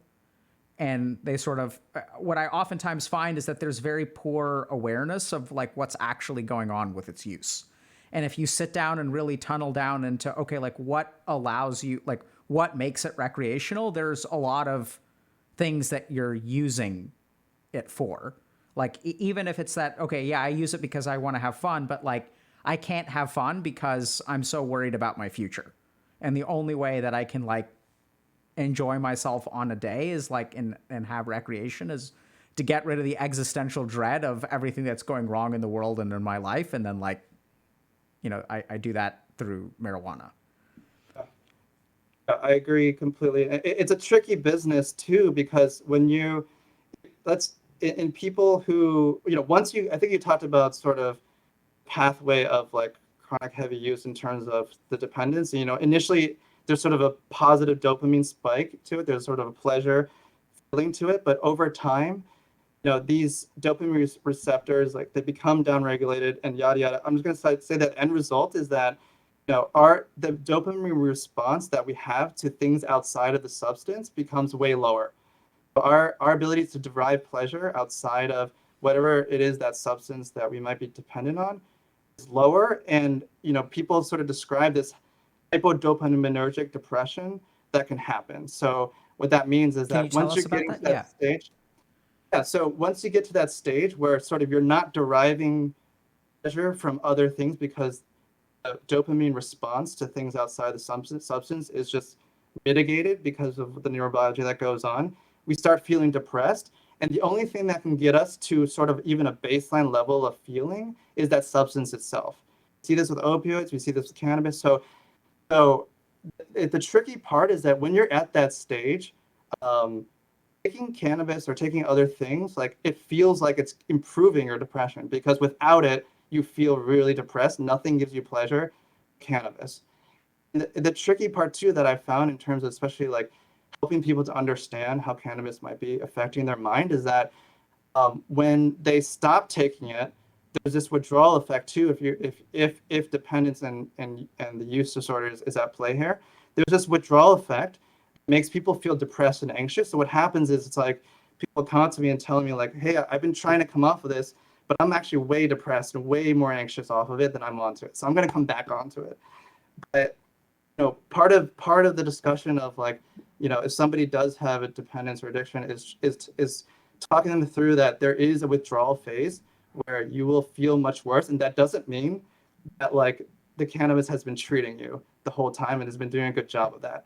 It could very well mean that you're withdrawing from it. And part of our job here together is to kind of slowly come off of it in a way that's safe and that in a way that can help mitigate some of those effects as well. In your experience, Michael, how long does it take to recover from that hypodopaminergic depression that you're talking about? Like how long does it, because what we're talking about here is neurobiological tolerance, right? So it's almost like caffeine, where like if I never drink caffeine and I drink a cup of coffee, it'll keep me up all night. But if I drink coffee every day and I wake up, I'm barely functional without caffeine. Whereas if I detox off of caffeine, I'll be perfectly functional in the morning. So we're talking, you're referring, this hypodopaminergic depression, you're talking about tolerance, right? Yeah, and I guess caffeine is kind of a microcosm of it, but yeah. Yeah. Sure. So you know so like there's some people who were, you know, terrifying with our discussion, people who have been using marijuana since their teenage years and are afraid that they've burned their IQ points and are very hopeless because they use every day. And, you know, when they stop using, they experience a lot of these like negative emotions like anxiety or depression. What are they kind of in for ballpark in terms of like, if I stop, let's say I'm a daily user of marijuana, just kind of gut check, and I recognize this is probably highly individual as well, but what am I in for? Like, how long before I start equilibrating and can sort of get rid of that hypodopaminergic depression? In terms of hypodopaminergic depression, because we're talking about regulation at the receptor level, this can oftentimes take months, even up to a year. Like it's a tough process, and I think that's why coming off of sort of a high level of heavy cannabis use safely, or not safely, like in a way that's sort of more comfortable, it does take time, and typically like a tapering effect can be helpful, like coming down by like 10 or 20%, like every month or two, something like that, a gradual taper with, there's medications out there as well that can help mitigate these withdrawal symptoms too, and that can help make it a little bit more tolerable. Obviously, doing this with somebody who's experienced, with counseling and therapy is going to be important, things like that. But a lot of these, if there are symptoms of like lack of motivation, executive function, um, emotional processing, a lot of these symptoms, especially like people who started using, in their adult years, can be reversible. Like once you come off of it, so there is hope, and my hope is that that in terms of the field of medicine, that we can be better at being able to manage these aspects, because frankly speaking, many providers out there, they did like a survey study like a few years ago, within like the last 5 years, and like only half of primary care doctors were comfortable really talking about cannabis with their patients. Wow. So in terms of thinking about like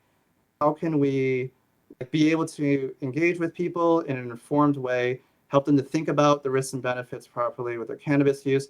I mean, obviously, we have a lot of research to do to be able to do that, but a lot of it also has to be like, we need to be more informed and more helpful to people in terms of navigating these spaces than we have been. And I think that's a frustration point as a provider, but totally a frustration point for people as well, who are just wanting to use these substances or wanting to use them for helpful things, but finding that either access to them or getting information for them is really difficult. So, So let's turn to a couple of these other things that you mentioned. So you mentioned that having a family history of schizophrenia is like basically a contraindication is the medical term we use. So if you've had a history of schizophrenia, either yourself or in your family members, you should steer clear of weed. What's the relationship between illnesses like schizophrenia and marijuana use? yeah, sure. So I think there's a couple sort of links that we understand here. And again, like the body of evidence is still growing. But one thing that is really kind of signaled out in the studies are that people who have a family history of schizophrenia or have a genetic predisposition to schizophrenia, based on a dose-dependent manner, meaning the higher THC content of cannabis you use and the more frequently you use that, and develop are more likely to express their underlying genetic sort of predisposition to and express schizophrenia earlier in their life, and are more likely to express it, like 4 to 6 times higher likelihood than if they didn't use cannabis at all. So that's why we try to caution against using for people who have psychotic disorders. But psychosis is, we talk about long-term psychosis, but then in terms of short-term, we also caution people who have schizophrenia, from using THC-containing whole cannabis products, especially of high THC content, again, because it can increase the likelihood of them expressing psychotic symptoms. I have a patient I've been treating with for like a few years now, and every time this person decompensates, it's because they're using cannabis, and it leads to sort of more sort of hallucinations and voices and things like that. I think one thing we haven't mentioned that's important to mention as well is that cannabis can interact with medications as well. That's sort of an important point to be talking to your doctor about. And I'll give you an example of this, that like when you use a smoked product like cannabis, it can basically operate on an enzyme in your liver that can change the doses of certain medications that you're taking. So, for example, in patients with schizophrenia, coming back to this example, this person was on Zyprexa or olanzapine, which is an antipsychotic, and using cannabis and higher doses of it can actually reduce the amount of the antipsychotic that you're getting in your system. So another reason why, we caution people from using cannabis, especially on certain medications, is that it not only can contribute to these episodes, but it can also limit the amount your medications are actually helping you. So it's kind of a double whammy there, in a difficult way. So that's kind of why we sort of see it that way for schizophrenia and other psychotic disorders. Yeah. And let me just make sure I got this. So it sounds like if you have a family history of schizophrenia and you use, as you mentioned, whole, what did you call it? Whole plant? Yeah, whole plant forms of Cannabis that have high THC contents. It increases. So if we just think about this for a second, just because you have a family history of schizophrenia does not mean, like, if your parents or one of them had schizophrenia, let's say, it doesn't mean that you're going to grow up and have schizophrenia. But what we do know is that there's a genetic component that increases your risk of having schizophrenia. Then the problem is that studies show that essentially if you, let's say I have a parent with schizophrenia, so I have a certain risk of getting it myself. And I'm not sure exactly what that is. I imagine it's less than 50%. It's probably like 20%, 30%. I think it's still, significantly less than 50% if memory serves. And then the challenge, though, is imagine you have two kids in that family and they both are, let's say, born with a 20% risk of developing schizophrenia. And one of them uses a heavy amount of marijuana during their developmental years. What you mentioned is a 4 to 6-fold increase in risk, right? So, and increase in risk of developing it in their lifetime, and increased risk of them expressing it early on in their lifetime is also something that we've seen. So the other interesting thing there, when Michael's talking about expressing it early on, so there's also data that shows that the earlier you get affected by schizophrenia, generally speaking, the worse that you do. So like people who get schizophrenia at an early age and, for example, don't finish college and aren't able to enter the workforce in like a substantial way, like those people tend to have worse outcomes in life. Like they're not as financially independent. Their symptoms can get worse and things like that too. So part of what we also see with people who use marijuana is that they'll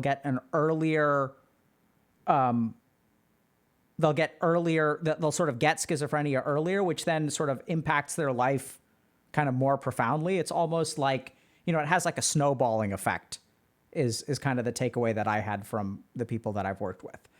And so really using it early is like, can have a profound negative impact on the trajectory of your life, even though it feels like at the age of 14 or 15, if you take a week or a month that you're using versus not using, it may not feel like that big of a deal. But if it increases your risk and you manifest schizophrenia earlier and you're unable to finish school and things like that, that kind of stuff like snowballs.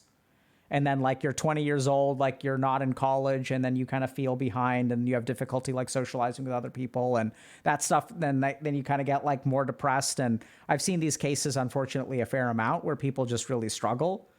And the better cases I've seen definitely happen to people who are, get schizophrenia a little bit later in life and have more stability around them, have more sort of social supports and things like that around them, and they tend to do a lot better.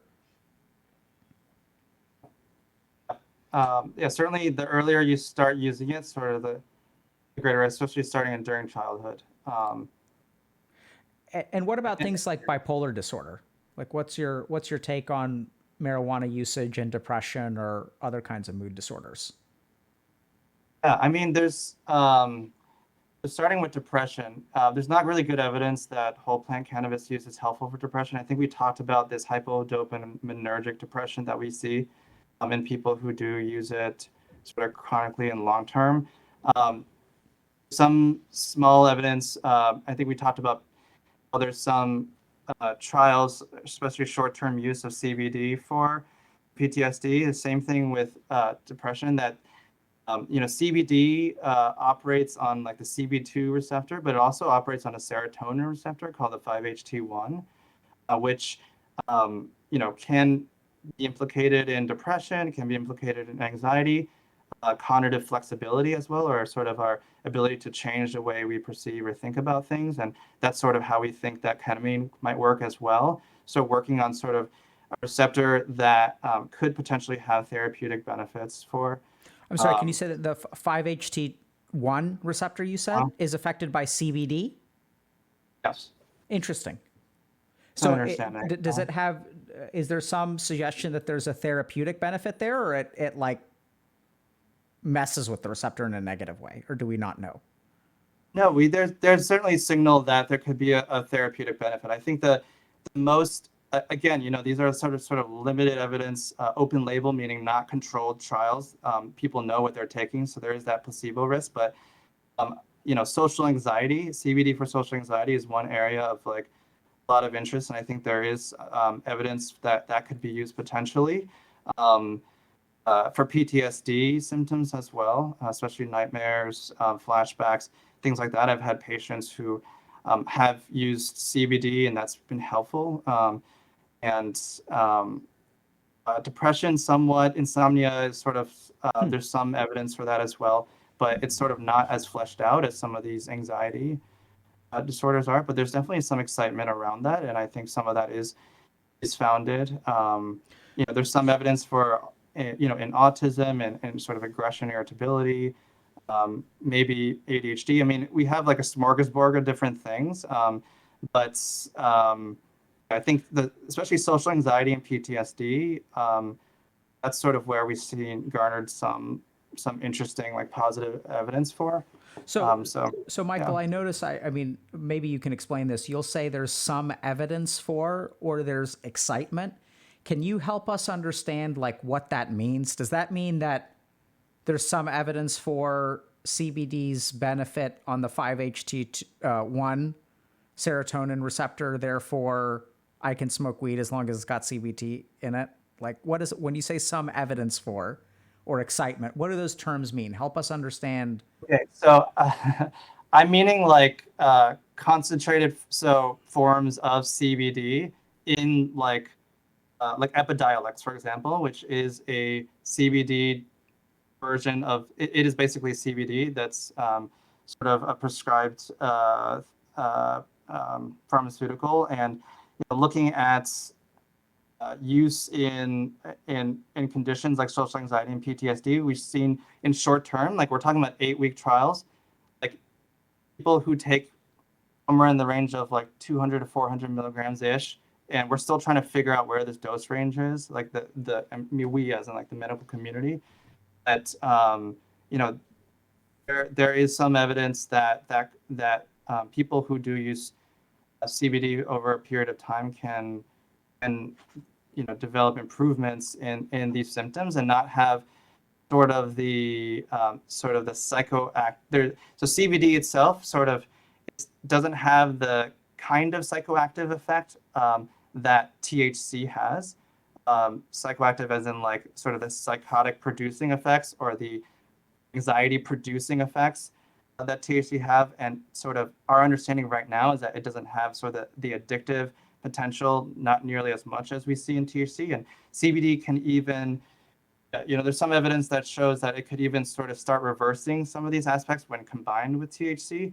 So I think that's where, there is some excitement, meaning like excitement as in the media or in sort of even like some very early trials in animal models that like if you combine CBD, THC, and other elements as well, you might be able to come up with a personalized product that may be able to alleviate sort of symptoms you have without giving you that high that could then produce, that may have other problematic effects. And that might, help you with that condition. But it's still very early on in terms of evidence, in the sense that like it's too early for people to like start recommending it. Yeah. To So just to kind of like add some context around that. So, if we think about a clinical trial or we think about how science is conducted, you can have, so Michael mentioned an open label kind of trial. So we think about the gold standard of scientific evidence is the randomized controlled trial, which I personally don't think is the gold standard, but that's a conversation for a different day. But so the whole point is that, you have two groups, they're randomized, so there's no selection bias into who gets put into one group versus another group. We have controls in place, so like we're controlling for things like age and gender and other kinds of things. So there are ways that we can conduct science that give us a strong amount of confidence that we can make a recommendation. And right now, what I'm getting from Michael is that the trials on CBD and stuff haven't reached that level of scientific vigor. So what we sort of have is we'll do a survey of, let's say, 30 people who use CBD, and we'll ask them, how much does it help your anxiety? And those 30 people will say, it seems to help a lot. And so then what we'll do is scientists will say, okay, so there's like some kind of signal here, but we have no idea. We haven't controlled for biases. We haven't controlled for doses. We haven't controlled, like, we don't really know what they're using or how often they're using. So we haven't controlled for all this stuff. So like, even though there's kind of like a bright point on the horizon that, hey, maybe there's something here of value, we haven't conducted enough rigorous scientific trials to sort of really determine, okay, this is a good idea or this is safe. And what I'm getting from, and even if we look at like a lot of the research on psychedelics and stuff, like that's kind of where things are now, although psychedelics in some cases are a little bit further along. But, it's sort of like we'll do an initial study with a small number of people without adequate controls, and we'll sort of figure out, okay, is there something here worth looking into a little bit further? And then we'll do a bigger trial with more people and more controls. And then we'll try to duplicate that trial. And then we'll do a bigger trial. And then we'll really start to do like dose kind of trials where, okay, what about 200 versus 100 or 200 versus 400 or 200 versus 5? And then, so what's the right dose that you need to get this kind of like benefit that we're talking about in terms of 5-HT1 kind of activity that makes like reduces anxiety? And so this is really for us to have scientific confidence that, hey, as a medical doctor, we can, or as the medical profession, we can say that this works or doesn't work. I think this is where like there's a lot of confusion, I think, in the lay public about like, the levels of evidence that we really have to get to, and that you can have a trial that's very promising early on, and even Michael mentioned like animal models. So people will do things with rats, and they'll assess depression in rats, and they'll give them CBD at mega doses. Because the other thing about rat trials, if you ever look at the dosing, is it's absurd. They'll give rats, 100 times the dose per weight that you would give a human. And then they'll sort of see some kind of like promising effect. And anyway, so I just wanted to kind of like make sure that people understood the context around, promising and excitement and that looks like there's some possibility. And for people to really understand that, when Michael says something like that, I as much as people, just got to be a little bit careful about like to what extent people are interpreting that as, oh, this is safe to do, or this is a good idea, because I don't think we're really there yet. Yeah, absolutely. I agree with that completely. And so we've talked a little bit about mood, psychotic disorders. Anything else that you kind of want to talk about today? We've been at this for about almost 2 hours now. Trying to think. Yeah, I think one thing to mention just along the lines of just CBD is that, as much as I think people are feeling sort of the frustration that there's like a lot of these ideas and products out there, and as doctors we're not kind of ready to start prescribing using them. At the same time, I'm feeling that as well, in the sense that like even if the evidence were to be there, we're still kind of far from being able to prescribe something like Epidiolex or something like anxiety or social anxiety. Epidiolex is, again, the only thing that we could get on formulary here in the hospital, but even now, like, insurance would not cover Epidiolex, which is CBD again. It wouldn't cover, like, at this time, that for like indications in sort of the mental health realm. So, and the cost is like tens of thousands of dollars. We're talking like very expensive. So I think some of the frustration is that like, even obtaining the CBD for trials, or even trying to use it in clinical practice with patients that maybe, are not responding well to other medications or wanted to use it in addition to those medications, is very difficult right now.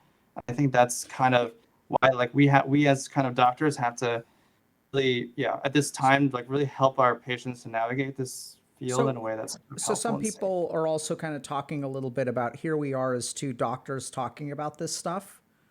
How do you think? So how?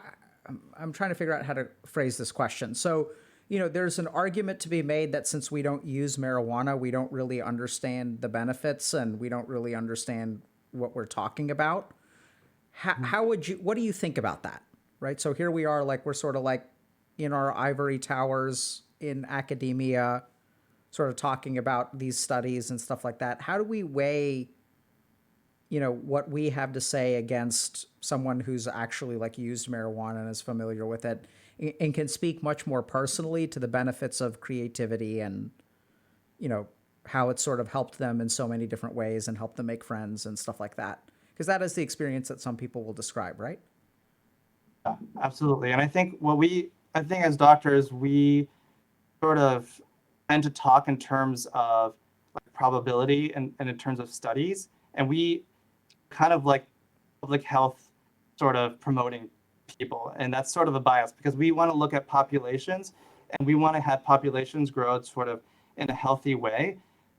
That there is bias in that, in acknowledging that there are people who might be using these things safely and not really like impacting sort of their mental health or other things in ways that are coming out in these trials, but sort of are using it in those ways. But obviously without our personal experience in that sort of way, and in our bias there, like that's something that we don't have sort of insight into. I think we have like a high bar for like sort of evidence and trials and things like that before we use things. We're very sort of adverse, effective sort of people as a field. It takes a while for us to be convinced that something works and that something helps. And I mean, part of that reason is that we would hate for us as doctors to like recommend something and then all of a sudden we find out later how bad it is. And we've seen that being the case for opioids, for example. And I'm not saying cannabis is like opioids, but all I'm saying is that like we have a pretty high bar for being able to say like, okay, this is something that's safe to do and this is something that you should be doing among all these conditions. And I think that I think there's certainly a bias for that as well. And but I think it's helpful to listen to different sources and conversations about it, and we might be able to speak to the harmful effects a little bit better, and other people might be able to speak to their personal experiences better, way better than us. And I think it would be completely. This is why I talked about bias in the beginning, because it would be completely sort of untruthful to say that that we are able to provide a full picture of the experience of cannabis and an unbiased source. If anyone tells you they're unbiased, they are lying to you, because there's gonna be bias to every experience. So I hope Yeah. this is sort of just a part of people's experience as they engage with So this. I think I liked a couple of the things that you mentioned, Michael. Like, so the first is that as medical professionals, we tend to be more sensitive to the adverse effects than the benefits. Right? So our profession is one where, if something helps people 75% of the time, but hurts people 25% of the time, that is a terrible medical treatment. So if we just look at like the rates of like adverse events, we tend, that's not something that we would, I think, almost ever use, right? The only examples that I can think of, things that have that kind of therapeutic index are like chemotherapy and stuff like that, where it's like dire situations.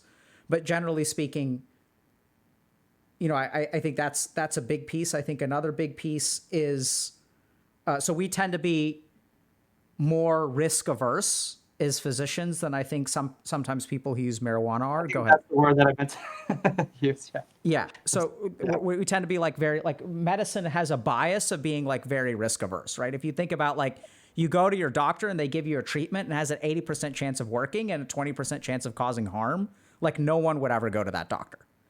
As a field, we have a bias towards being risk averse. So we would rather do something that is effective like 95% of the time and even like less effective.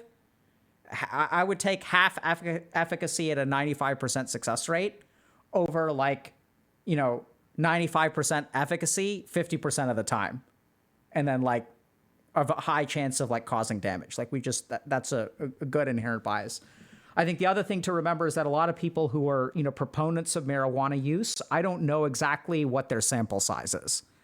And this is where in medicine, we also have a bias towards public health, right? So I've worked with people that have had very, very positive experiences with marijuana that they say, hasn't negatively affected them at all. And that's great.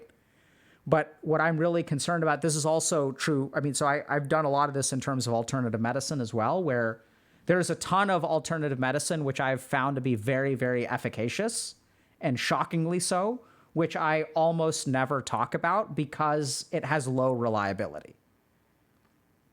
So it may be transformative for one person's life, but like half of the people who try it get no benefit or it even can hurt them. And so I think the other big bias that we have in medicine is that we tend to be like, so we're going to undervalue an individual's experience compared to what the average expected experience is going to be. So we make decisions probabilistically. Like I remember when I was in residency, I learned a very important lesson, which is that someone could ask me a question. If I have major depressive disorder and you start me on this medication, or if there's a patient that has major depressive disorder and you start them on an antidepressant medication, what amount of benefit can you expect? I can answer that question. But if someone walks into my office and says, I have major depressive disorder, if you start me on this medication, what benefit do you think I'll get? And that's like actually a lot harder of a question, because we can answer questions about populations at whole because that's what clinical trials look at. They look at 10,000 people and what's the average effect size. But what happens in that 10,000 person trial is that, 3,000 of those people get way better. 3,000 of those people get like a little bit better, and 3,000 of those people don't really get better at all. And then we average all those numbers together and we get sort of this effect size, which we then expect. But once you start practicing clinically, what you begin to realize is that even though you can expect an average effect size, there's actually like a high degree of variance between individual people and their experience, their responses to something like marijuana. Yeah. Thoughts? Yeah, absolutely. And I think for any, and I think, applying that bias then to sort of whole plant cannabis, if we see something like you said that could have potential adverse effects, our bar for being convinced that the benefits are going to outweigh that risk is going to be much higher. Right? Our bar for whole plant cannabis to like saying that it could be safe and helpful for people with mental health is going to be a lot higher if we see that there are also a lot of people who may be having these adverse effects. And with CBD, our bar for like sort of helping someone navigate through that is going to be slightly lower than with whole plant cannabis, because we know that the side effects, most are like gastrointestinal when we get to the hundreds of milligrams, or like liver toxicity and things like that. But we kind of know how to manage that a little bit. And there's a little bit, we've seen clinical trials of CBD and Epidiolex for seizure disorders. We kind of know like short term, maybe a little bit like longer term, what it's going to do. And there's some certainty around that. Whole plant, again, has so many chemicals beyond THC and CBD. We just don't know yet, given the uncertainty and given the potential adverse effects.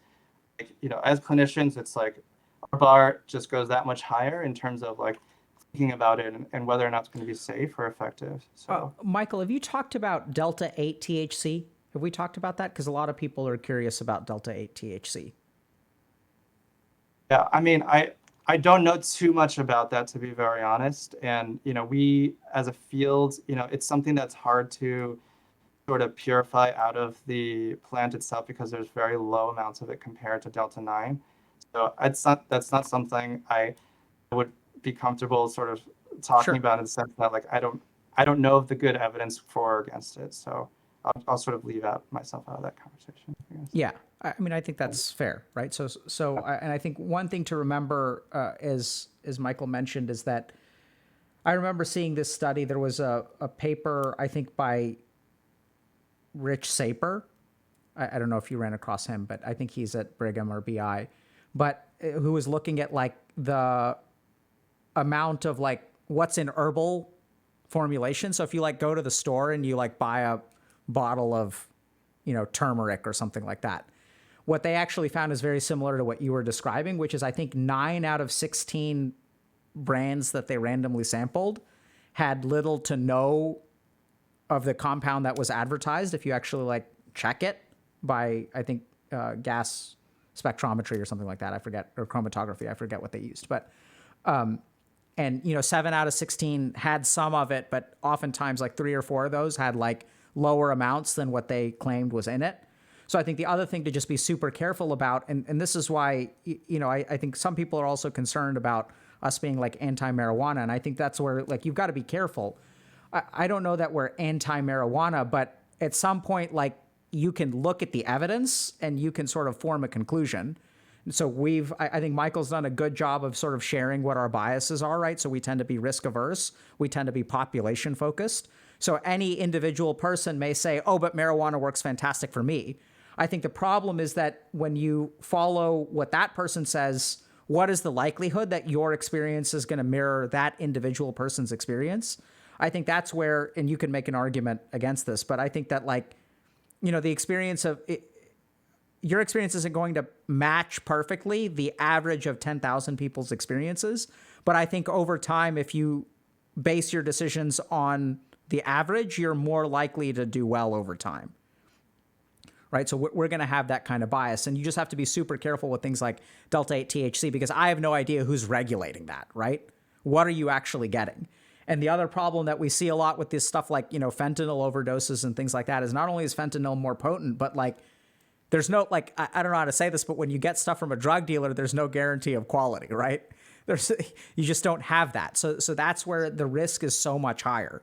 For Delta 8 THC, maybe what you're just getting is some inert substance that, because of your placebo effect and because of the echo chamber of your social circle, you think has this awesome effect. But there's just no way of like controlling that information. And so that's why, I think that generally speaking, I'm very hesitant about marijuana use. I'm very hesitant about recommending it. On balance, I'd say like, don't do drugs, kids. And there's a reason why we say that, right? And the good news is that thankfully, I think science is sort of progressing to where we're open-minded about stuff. So we are studying these things like psilocybin. We are studying these things like MDMA and their therapeutic effects.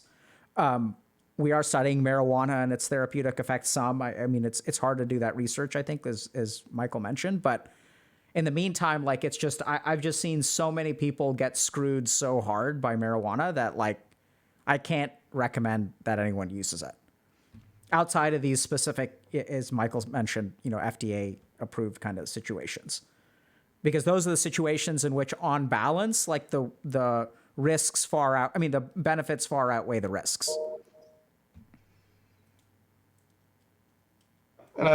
Yeah, with you there. And, there are companies out there that try to like test, like using sort of lab results, like the different contents of like CBD, sort of going off of what you were saying earlier. I'm not going to promote sort of any resources per se, but like Consumer Lab is something that it is unfortunately like a paid subscription, but it's something that I've used to navigate like what how much content of CBD or THC are in certain products, and they try to do a good job, and I can't say like how accurate they are with it, but I all to say is like, as a consumer, like definitely be as informed as you can about these products, and don't take for face value like sort of what you're told about it, even here in this room. And there's always going to be biases. I mean, the opposite end of things as well. Like we see, we recommend, let's say, like people with depression, antidepressants, but there's going to be a small proportion of people, even though we see that antidepressants are effective for many, who just have a negative effect from it or don't have any effect at all. And sort of from their experience, they may feel like, it's something that's not helpful at all, or even have a negative effect, or, develop suicidal thoughts later on, and, can have their own experiences of it that, we don't capture. And we, I think there's certain biases there as well. And it's totally fair to say that, like, their experiences are completely valid. And, and sort of their, people's understanding of the field of psychiatry or even cannabis in general. And everyone sort of is privy sort of to their own perspectives and views, and should go to different sources to get information, ones that are more valid than others. So, well, thanks a lot, Michael. Do you want to share a little bit about, if you want to, where people can kind of find you in terms of socials and stuff like that, or you want to just steer clear of that? Sure. I mean, I do have a Twitter. It's something that I, haven't been using that often, but it's something that if people want to engage in more conversation about, I'm totally up for it.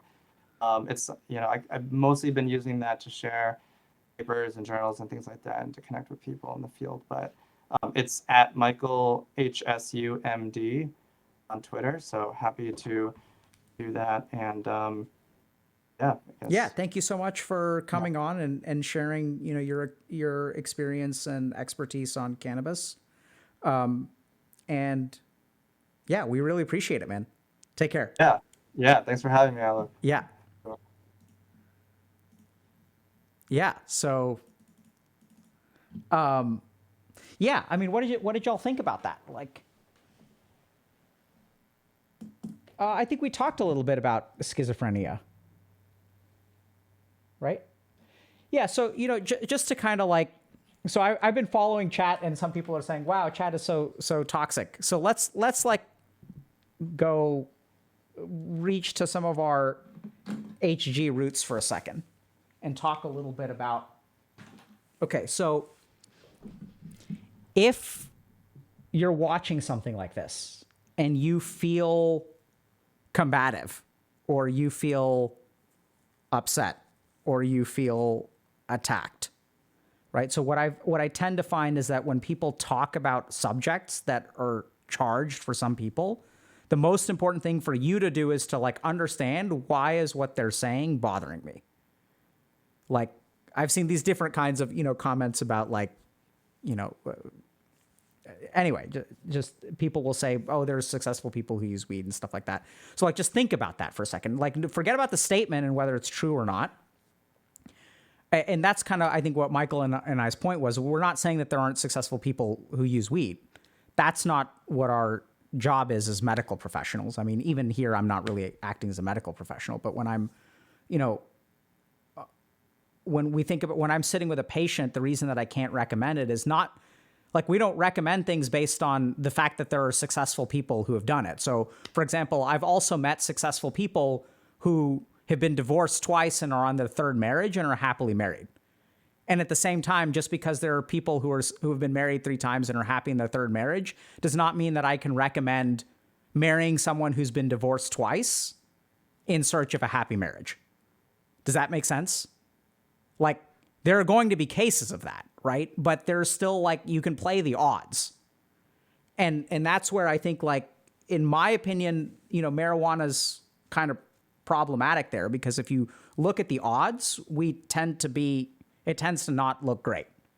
So that doesn't mean that it doesn't have a place somewhere. It's just based on the odds, it's not great. The next thing that, and kind of going back to what I was saying, is like, if you feel like arguing with us, or you feel like this is big pharma, or whatever y'all want to do, it's fine. You can have those opinions. But what I would really focus on, if you really want to like understand yourself better, which is ultimately what we're just going to disseminate the information based on our experience and expertise, and you can dispute that if you want to. That's totally fine. Neither of us ever claim, by the way, that we're know everything about marijuana. It's just we're sharing what we've learned. But if you get supercharged or triggered by what we're saying, like, I would start by exploring where that comes from. Right. So if you, because I think like Michael was fantastic. He's like, at the very beginning, he's like, everyone's got biases. We've got biases. And we've done our best to even share what those biases are. But if you kind of default to like, oh, big pharma, like, I mean, I've seen comments that, sleeping medication and marijuana is no different. Like, that I disagree with. Right. Because like, and that's where like, I do think there's a big difference, because one of them has been rigorously studied and the other has not. One of them, when you get a prescription for a sleep medication, the dose that you're getting is basically speaking guaranteed. Whereas when you buy marijuana, I mean, one of the big things that Michael emphasizes is that even the studies that we have on marijuana are from like the days when the THC concentration was 2 to 3%. Now it's like 20 to 30%. So like, how does that affect what we can expect in terms of therapeutic value? We have no idea. So I think there's a lot of stuff that's different about medication versus marijuana. And y'all can say, oh my God, I'm a shill for pharma, which is fine. But I mean, we're not here recommending particular medications on stream, right? Like we may at some point, who knows? But generally speaking, like that's not something that we do. And so this is where, you know, if you're reacting strongly to this, even if you're reacting strongly in like a positive way, like I would explore where that reaction is coming from.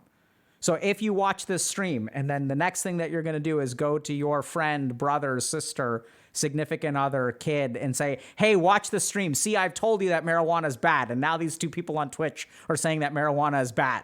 See, I told you so. Check yourself there, because what are you reacting to? So we're just sharing information. And if you're reacting strongly to this in either direction, like start by understanding what that reaction is. Like, why do I feel so strongly about this subject? And sometimes it's, you know, it comes down to like what we like recreation use. Like we mentioned, there was a question about, oh, like, what do you think about recreational use? And like, you know, Michael was like, oh, I guess if you like use it once a month, like I can see how. And then we asked chat, but like no one who's talking about recreational, very few people, or not very few, we have the statistics, right? So based on a poll of Twitch chat, 43% of people who are talking about recreational use are talking about more than once a day. Another 16 to 70% are talking about once a day.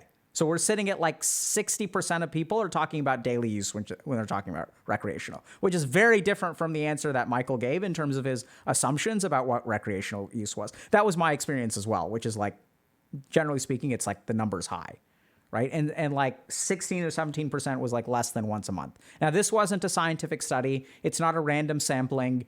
Who knows who's trolling in this kind of thing? But this is my point, is that like this is such a nuanced and individual topic that I think, first of all, y'all should be as informed as you can be. Secondly, be critical of it, right? So everyone keeps on mentioning Snoop Dogg, which is like, sure, like, you know, I would love to talk to Snoop Dogg about his experiences of marijuana, right? Because he may have a different perspective to share. And that's where it's like, you know, that's the whole point, is like what we try to do here is share perspectives. Even when we talk about things like Ayurveda or even like clinical explanations of psychiatry or meditation, what we're doing is sharing perspective. We've never claimed to be the arbiters of truth. What we've done is a fair amount of research. We have a fair amount of experience, and it's our job to try to share that with y'all and for y'all to think critically about what we say and decide what works for you and what doesn't. And especially when it comes to marijuana usage, highly, highly recommend, for all of the reasons that we've said. When we say go see a doctor about this stuff, the reason for that is not like just go see a doctor. It's like to understand that, you know, if you are using it to having difficulty sleeping, there could be all kinds of reasons that you're having difficulty sleeping. Why not address the root of the insomnia? Maybe you've got sleep apnea. Like who knows? If you've got social anxiety, maybe you're hyperthyroid. Did y'all know that feeling anxious, like part of the differential diagnosis for that is getting is a high level of thyroid hormone? This is why we recommend medical treatment and sort of individualized, personalized decisions, especially when it comes to things like marijuana. Because I don't think there is a one-size-fits-all answer, because even if we say on average we wouldn't recommend it, there are people out there who are sort of saying, but there are successful people who are on weed, I use it recreationally, it doesn't really bother me, things like that, so on and so forth, which is fine. We're not disputing that at all. It's just, if you're trying to make a decision, how do you know what the odds are, right? Because you have no idea, like if someone else uses, like, you know, Snoop Dogg uses marijuana, or so I have heard, and they're very successful, very creative, you know, if he says it's a huge part of his success, like, that's fine. Like, the question is, though, if I were to take, you know, 1,000 people who make music and use marijuana, like, where are they in terms of their success? Right? So I've heard. I've never seen them do it. I've never seen a drug test, right? I don't know. And that's the real challenge with this stuff. Because what happens is once your mind likes a substance, then what it does is elicit its own cognitive biases. So I don't like, so this is like, we're going to talk for a second about the addict's mind. So the addict's mind, once it likes something, it will find whatever information it can to like support what it wants to do and will vigorously attack anything that disagrees with it. And if you guys have had someone who's like in denial before, you'll sort of see that, right? And so how do we know whether we can trust our mind? That's what I'm saying, is judge your own reaction to what we're saying. Forget about what I'm saying, what I'm saying is right or wrong. What's your reaction to it? Because that'll give you an insight into your own bias. Right? And like, it's not our place to say you should do something or you shouldn't do something, like in terms of a moral, personal judgment. We can say that, okay, and that's why I think Michael, if you paid attention, he's talking about the risks, right? This is what we know from the research. This is kind of why we say what we do. And if you're like pushing back against what we're saying, it's kind of like, just think a little bit about where is that pushback coming from? And if you start to say that we're, pharma shills, like that's, they surely aren't paying me enough if I'm a pharma shill. But that's just where, being a clinician, I've worked with 1,000 people who have smoked marijuana. I've worked with 1,000 people who have taken antidepressants, and I've seen, like, on average, there's a pretty different effect from both of those. Generally speaking, when I work with people, who come in smoking marijuana, they tend to do better when we stop.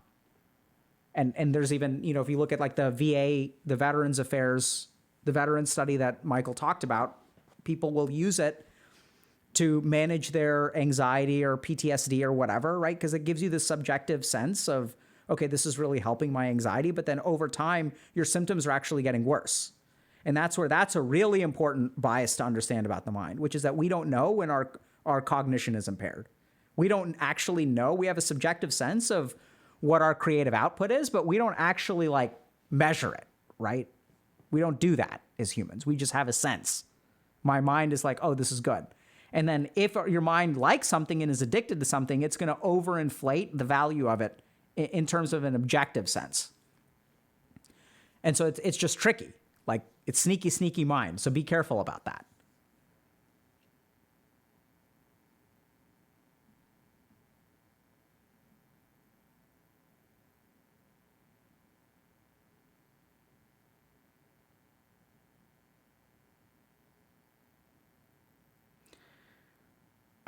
So someone's asking about higher doses and being used as a psychedelic. I don't know. So this is where like, so someone's saying, I've heard that in higher doses and edibles specifically, that the experience can be psychedelic.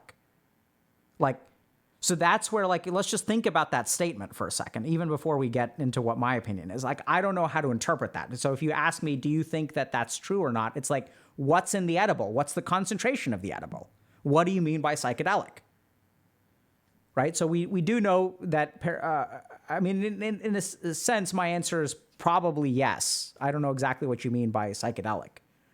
And how would I compare it? I wouldn't. I don't know that it's really can be comparable. I just don't know enough about it.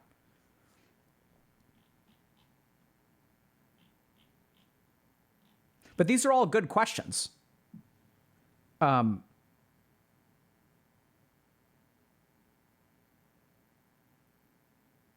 But we do know that, for example, like people who, so I don't know exactly what the term psychedelic means, but let's assume that it means some kind of distortion of reality or perception. And we do know that marijuana can create paranoia and delusions, right? That we're pretty sure about. So I could imagine that it has psychedelic effects. I think I've, talked to people who have mentioned that. But I don't think of it as a psychedelic, generally speaking. I think about things like psilocybin and LSD as psychedelics.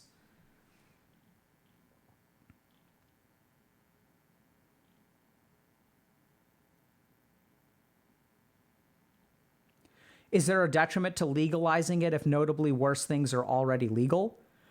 So I'm not an expert in legalization or the values of, whether something should be legal or not legal. And this is where, I don't know how to say this, but there's a lot of like, we're already doing this, so why not do this as well? I've also found that if you look at sort of a collective beef, the biggest collective beef that I've ever seen in a population, well, not biggest, second biggest that I can think of, third biggest, fourth biggest, is people who are diehard proponents of weed being really frustrated that weed is illegal and viewed very negatively, whereas alcohol is acceptable. They, and I think they've got a fair argument there. I'm not disagreeing. Like, I think if you look at things like DUIs and like liver cancer and stuff like that, like the mortality related to alcohol seems to be worse than marijuana. And so I'm with you there. Like, you can't, withdrawing from alcohol is a medical emergency and is potentially lethal. That's not true to my knowledge of weed. You still have to be careful. So I'd still work with a clinician either way. But, there's like, I've worked with dozens, if not 100 or 200 patients who have been hospitalized in the intensive care unit for alcohol withdrawal, which absolutely happens. I've never seen a patient who's withdrawing from weed and needs to be intubated and in the ICU. So you can say that, it's unfair that weed is illegal and alcohol is legal, and you can talk about, that's not my area of expertise. It's not, that's not what I don't know. What do you think?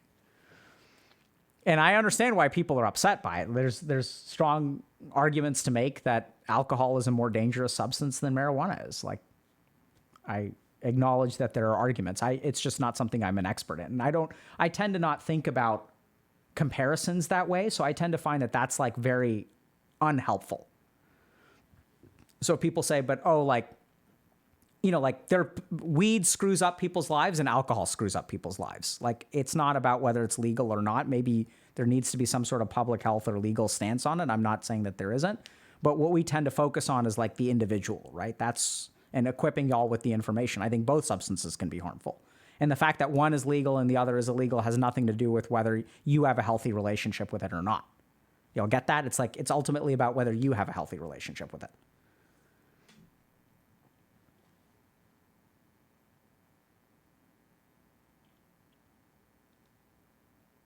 Okay. So we're going to do a couple of announcements. We were supposed to talk about prisons too. So there was an interesting article about what would happen if therapists ran prisons, but I think we sort of spent the whole time on marijuana. And someone's asking, how do I explicitly book you for coaching off stream? I have a wait list that's hundreds of people long personally. That's why we created the coaching program. So I teach them, a lot of what I know, and we've sort of developed a good methodology for helping people sort of in a similar way to what I do. And it's pretty good. So just so y'all know, the outcomes that I get with my clients tend to be somewhat comparable to what our coaches get.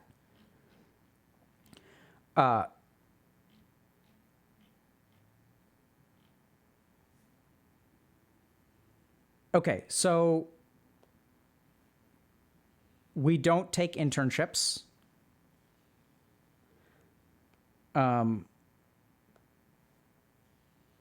Let's do a couple of announcements. High concentrated THC causes brain deadism, if you say so. Can I pay extra to skip the line? No. Generally speaking, we don't do that.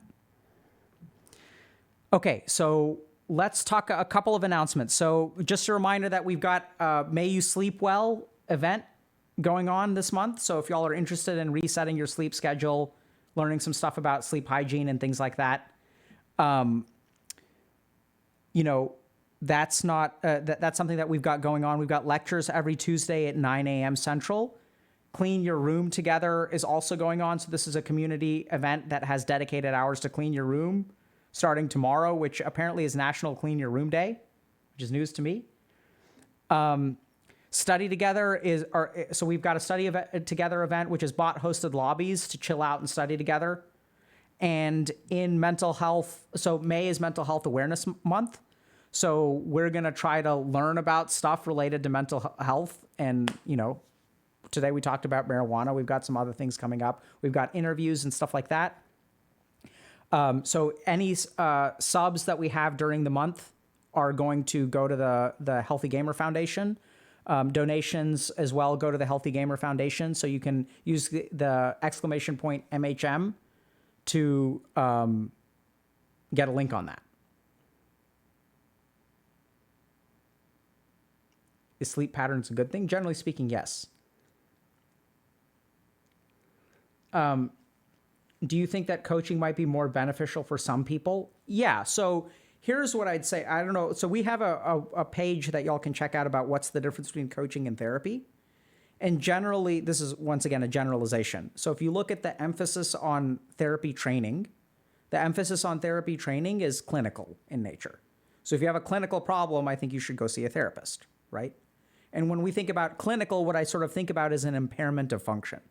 So in my mind, what I sort of noticed is that when I work with clients, there's a difference between treating depression or treating major depressive disorder and helping someone find happiness. Those are actually like two very different things.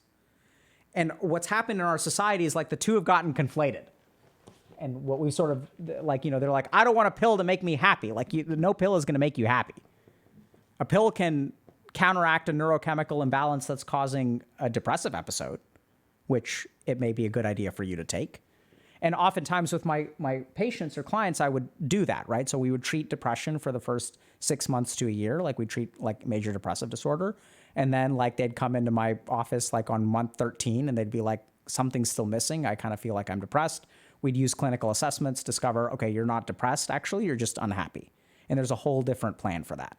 So when we look at things like coaching, coaching is about moving from 0 to 1. And I think about therapy as moving from -1 to 0. Now, a lot of therapists will take issue with that statement. They'll say, I help people find happiness too. I'm not disputing that therapists do that. I did that as a therapist. But if you look at the emphasis on training and you look at what they kind of specialize in, like, you know, I don't know how many therapists spend 6 months helping people find happiness. Whereas I know a lot of therapists during their training will spend 6 months at a clinic treating people with diagnoses. So it's just a difference in terms of training and emphasis. So related to that, so for example, we have a career coaching program that we just launched. The initial outcomes look really, really good. And so these are like, you know, this is where coaching is designed to help people work through common problems like, should I quit my job? How do I get promoted? People play politics at work and I don't know how to stand up for myself. I don't know how to set boundaries with my boss. There's a lot of stuff at work which you can sort of develop a systematic approach to and like learn how to do better. But I don't think that they teach that stuff. I've never seen a therapy program that teaches, you know, how to manage politics at work. Like I just haven't seen that. But that's what career coaching is for, and that's why we developed coaching. So the emphasis is elsewhere. So if you're someone who is looking to start working, so our career coaching is divided into like 4 categories. So each of our coaches can work in all 4 of these categories, but we even sort of divide it up. So like stage 1 is have no job and need to get a job. Stage 2 is have a dead end job, but no career. Stage 3 is have a career, but I want to do better at it.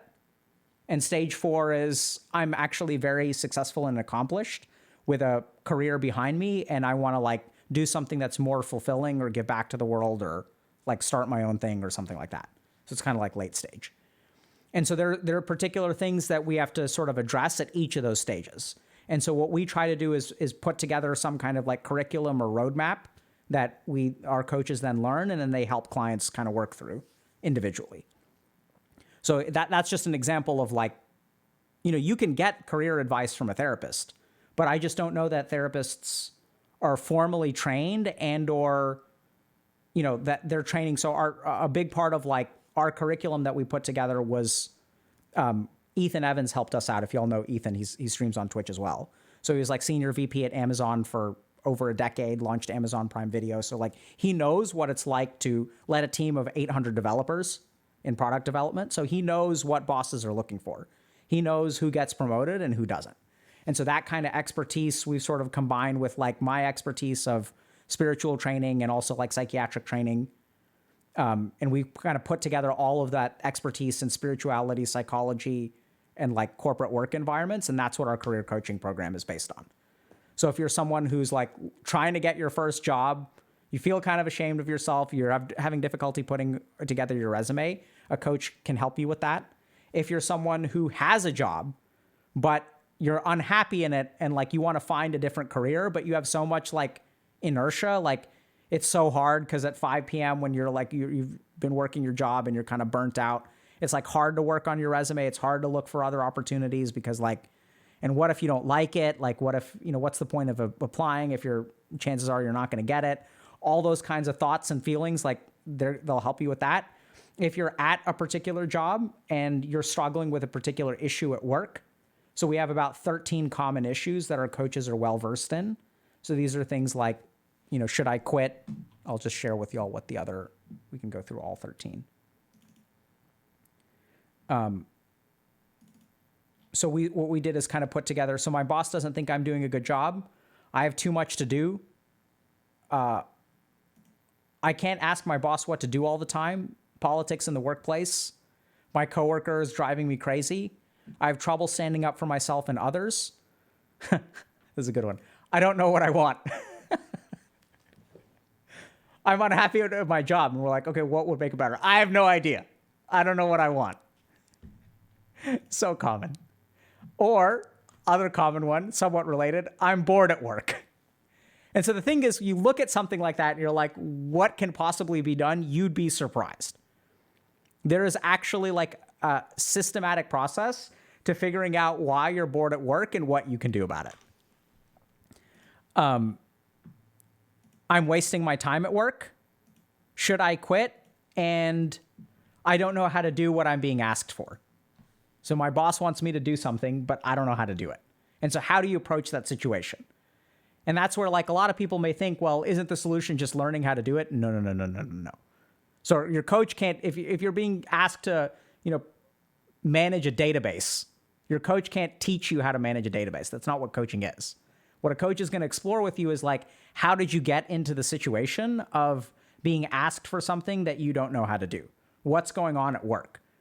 Have you overrepresented yourself? Do you have trouble setting boundaries? Did someone just sort of assume you can do something, but you're terrified of like correcting them because you don't want to feel like you're incompetent, or you feel incompetent? You're afraid that everyone else is going to realize you're incompetent if you tell them, I don't know how to do this. And so what's happening is you've been assigned a task, and every day that goes by, you're panicking further and further and further because there's a deadline. You have no idea how to do it. And so like, how do you deal with that? How do you role play with your coach the conversation that you have with your boss? How do you phrase things in such a way that makes it so that hopefully your boss responds well to you sort of saying, hey, I kind of need help with this, right? There's a lot of stuff you can do in those situations. The problem is that we're not sort of formally taught how to manage these kinds of things. And that's what career coaching is about.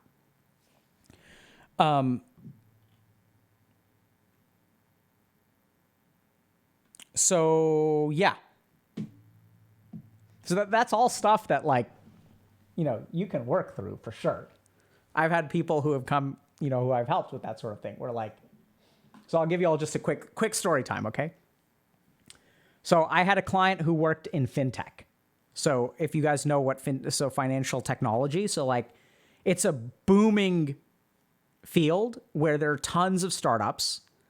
And so like they sort of came from a more traditional kind of background, and they got hired at a high position at a fintech firm. And what they sort of realized is that they couldn't do what the company was asking them to do. They're like, I just don't have the expertise for this. Like, and so it's kind of terrifying, right? Because there's certain assumptions that you should be able to like do these things or understand these particular things. The particular issue was that this person was hired from a finance background and was hired in a particular position and didn't understand like the technology side well enough. So it's not like they misrepresented their skills. It's just they didn't really understand what the job entailed, because like they knew the finance stuff in and out, but they just didn't sort of like understand the technology side, and they didn't think they needed to understand this technology side. So you show up at work, you're being told like you're given this job description, and then you show up, and then within a month or two, the job that you're actually doing is very different from what the job description you've been given, which is true of a lot of things. Like forget about fintech. It's true of startups in general. It's also true of like other jobs where you can like get a corporate job where they're like, yeah, you're being hired to do A, B, and C. And you show up and they're actually having you do like E, F, and G. And you're kind of confused by that. So how do you kind of talk about that, right? So this is where like the person is terrified because they're really happy with getting hired. It's a relatively senior position. Like they really it's like an exciting field for them. They're like highly motivated in terms of like working there. So they don't want to leave. It's kind of disgraceful. Also looks bad in the resume to get fired 3 months in because what happened there? So they're terrified and they're kind of paralyzed. And so what they said is like, okay, their plan was to, in 2 months, try to learn as much as they can about programming. Forget the fact that they sort of have, financial work that they're supposed to be doing, but that's not really a great plan, right? So we kind of process their emotions first. What does it feel being terrified? Am I in over my head? What's going on here? So like first thing you've got to do is like emotionally decompress, because while you're panicking, you can't think clearly.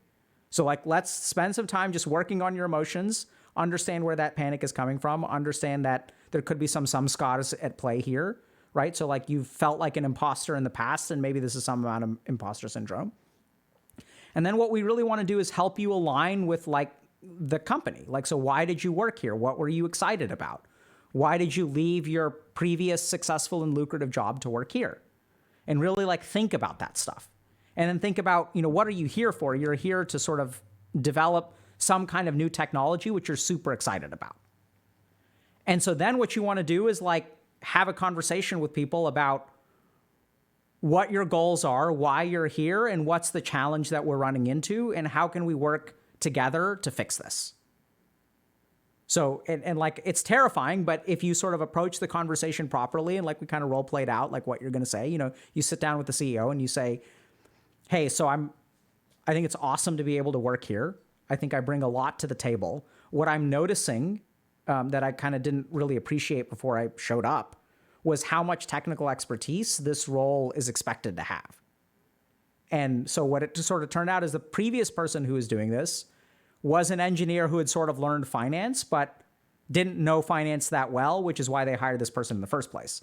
And so what they sort of said is like, I'm here because you guys want me to develop these kinds of financial instruments, but like, I'm noticing that like the whole reason you hired me is because you want to move this position in a more financial direction, but I'm being pulled in a more tech direction. So every day when I come to work, what I'm noticing is I need to spend my time learning about the technology. Notice they're not saying I'm incompetent and I don't know this stuff. So right now, like I was sitting down and I was looking at how I'm going to spend the next 2 months. And what I was actually thinking about is spending more and more time with developers to understand the technological side. And then what I realized is that the way that I'm allocating my time and what I need to do to succeed in this role is actually like quite different from what you hired me with. So I need to understand from you, what do I need to be doing here? If you say that I need to learn the tech side of things, that's how I'm going to spend time. And I just want you to understand that like, this level of technical expertise is not something that I have. I'm happy to learn it. Or do you want me to actually do the work that you hired me to do? Because that doesn't involve learning that much technology. And then I'm going to need some kind of like liaison between me, like the financial stuff and the technology side stuff. So which one do you want me to do? And when you kind of phrase things to the CEO doesn't realize that there's sort of like all of these automatic things that are going on that like at startups we're being pulled in a lot of different directions. We don't even realize it. That's how things get messed up in the first place. And so it turned out really well. And the CEO is like, oh no, like you shouldn't be spending 2 months learning about programming. That's not what we hired you for. And so I want you to focus on the finance stuff. And that's where then, my client says, okay, then I'm going to need someone to like handle this stuff because I can't do my job based on this kind of stuff. Like I can't figure out how many developer hours to allocate because I don't understand as much about sprinting or like how sprints work or like agile models or things like that. So I understand the basics of those things. I understand that you have a sprint and that you have a certain thing that you're dedicating to, but there's something about this process. The reason that your developer hours are ballooning, there's something going on the technology side, but I'm here to financially model. And like, I need to understand more of what's going on in terms of like what the expectations are. But instead of learning programming, I need someone to interface with. And so that's where like, they ended up finding that. And like this thing that this person was terrified of, actually like at the 6 month mark, the CEO loves the work that they've done. You've raised awareness of a problem within this company and you've offered like positive solutions in terms of how to manage it. And it works out really well. And it's just like, but as long as you're panicked And as long as you're like, oh my God, I have no idea what I'm doing, and these people are asking me to like do something that I don't know how to do, it's like, hold on a second. Because if they're asking you to do something that you didn't get hired to do, like, what's the system at play here? Like, this is probably not how things are supposed to be. And instead of accepting personal fault and saying, oh my God, I need to fix this by learning how to code in 2 months. No, you need to learn how to communicate better. Make it clear to people, hey, do y'all want me to learn how to code? Because this is what I'm seeing. And then collaborative problem solving with other people at the C-suite level of like figuring out how to fix this. And then coming out like way better at the end of it. Versus pretending to know how to do something that you don't know how to do, and then panicking, and then trying to learn it very quickly. And then the big problem there is that everyone else, you're trying to hide the problem from everyone else, right? Because you don't want to look bad. You don't want to get fired. So you're trying to hide it. And the more that you try to hide the problem, like the more that the people don't understand that there's a problem, and then therefore it can't get fixed. And then you're left with the whole burden of like adapting to this crappy situation instead of like fixing the situation as a whole, which is actually going to help the company anyway. So these are the kinds of things that, you know, I don't know specifically that this is what's going to happen if you sign up for career coaching, but these are the kinds of issues that we work through in career coaching. And to understand that there's actually like a way that you can break these problems down. And if y'all looked at our, you know, like, my boss doesn't think I'm doing a good job, that's a really good example of recognizing that career coaching from us is going to be a little bit different than just getting advice from someone who has a ton of experience. So our particular take on career coaching is that there's a personal component which could involve like emotions and cognitive biases and like imposter syndrome and all this other crap like burnout. And then dealing with that stuff needs to go hand in hand with what you do at the job. So the two like go hand in hand. That you have to understand your own fears, understand your own biases, kind of manage them so that you can look at the problem objectively and clearly. And then once you look at the problem objectively and clearly, think through possible solutions, then figure out how to implement those solutions. And sometimes it involves super nuts and bolts stuff. Like, what are you actually going to say to your boss when you sit down to meet with them? Let's work through the language. How can you say things in a way, hey, I don't know how to program and you guys are asking me to like, I don't know how to do this. I'm panicking. I need developers to teach me how to program. No, you don't know. Take a step back, right? Share your challenge with your boss and align things properly. Say, hey, this is what you hired me to do. I'm unable to do this because this programming stuff is getting in the way. So I'm happy to do whichever one you want to. Notice how that like positive that sounds. You're not saying I can't do my job. You guys hired the wrong person. I don't have enough technical expertise. If you have really low self-worth, that's what the stupid thing you're going to say when you go in and talk to the CEO. You hired the wrong person. You're going to negotiate against yourself. You're going to shoot yourself in the foot. No, this is your problem. It's a shared problem. So you share it with them, right? So you say, hey, what do you want me to do? I can do either one. I'm noticing that like the technical expectations are higher than anything that I've ever worked with. Happy to adapt, but it's going to take me some time. So I wanted to let you know because I don't want to, you know, I want you to know that it's going to take me some time to learn this stuff. Or what's even confusing for me is that like, this is what the expectation is, which I'm happy to adjust. I know it's a startup environment. I'm happy to learn new things. It sounds pretty cool. But you've mentioned to me that you need this model ready in 3 months. And this is what I need to get that model done. So you tell me which one you want me to do. So the attitude that you have when you go in there is like, I'm here to take care of business. I've isolated a problem. I'm giving you possible solutions. You tell me which direction to go. And the cool thing is that once they tell you what direction to go, then it's like not your fault if something doesn't work out, right? They said, okay, well, no, like learn the programming. Like, okay, fine. And then when the model isn't ready in 3 months, you're like, hey, remember when we talked on May 9th? And I was telling you, like, there's no way this model is going to be ready if you want me to spend 2 months learning how to program. That's why it's not ready. Right? So you can...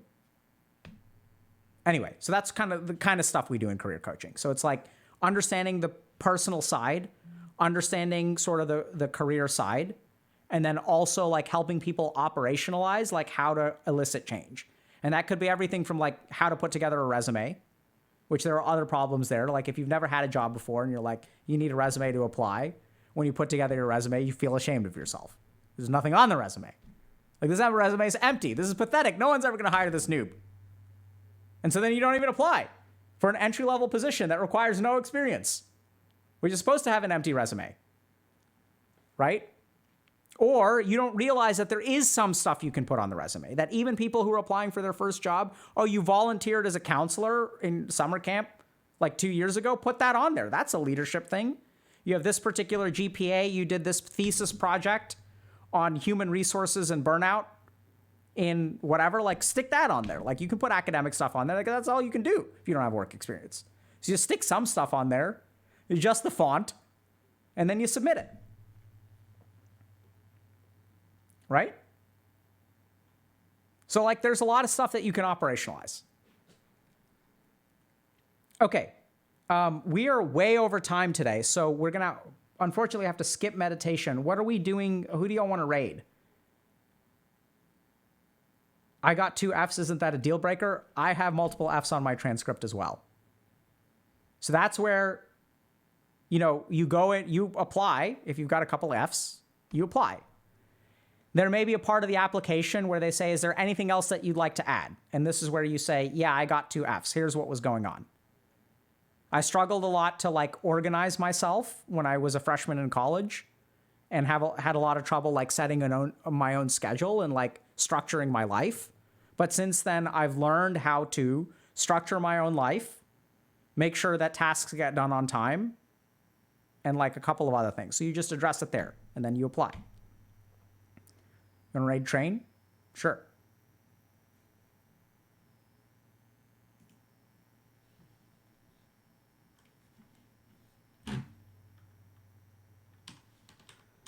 Any idea how to join secret societies like the Templars or the Illuminati? No idea. We can raid Anita. Okay. Let's raid Anita. We'll see y'all on Wednesday, okay? I think we've got an interview on Wednesday. So hope y'all enjoyed the weed stream. We may do something about prisons and mental health down the road. But take care, stay safe, and we'll see y'all on Wednesday.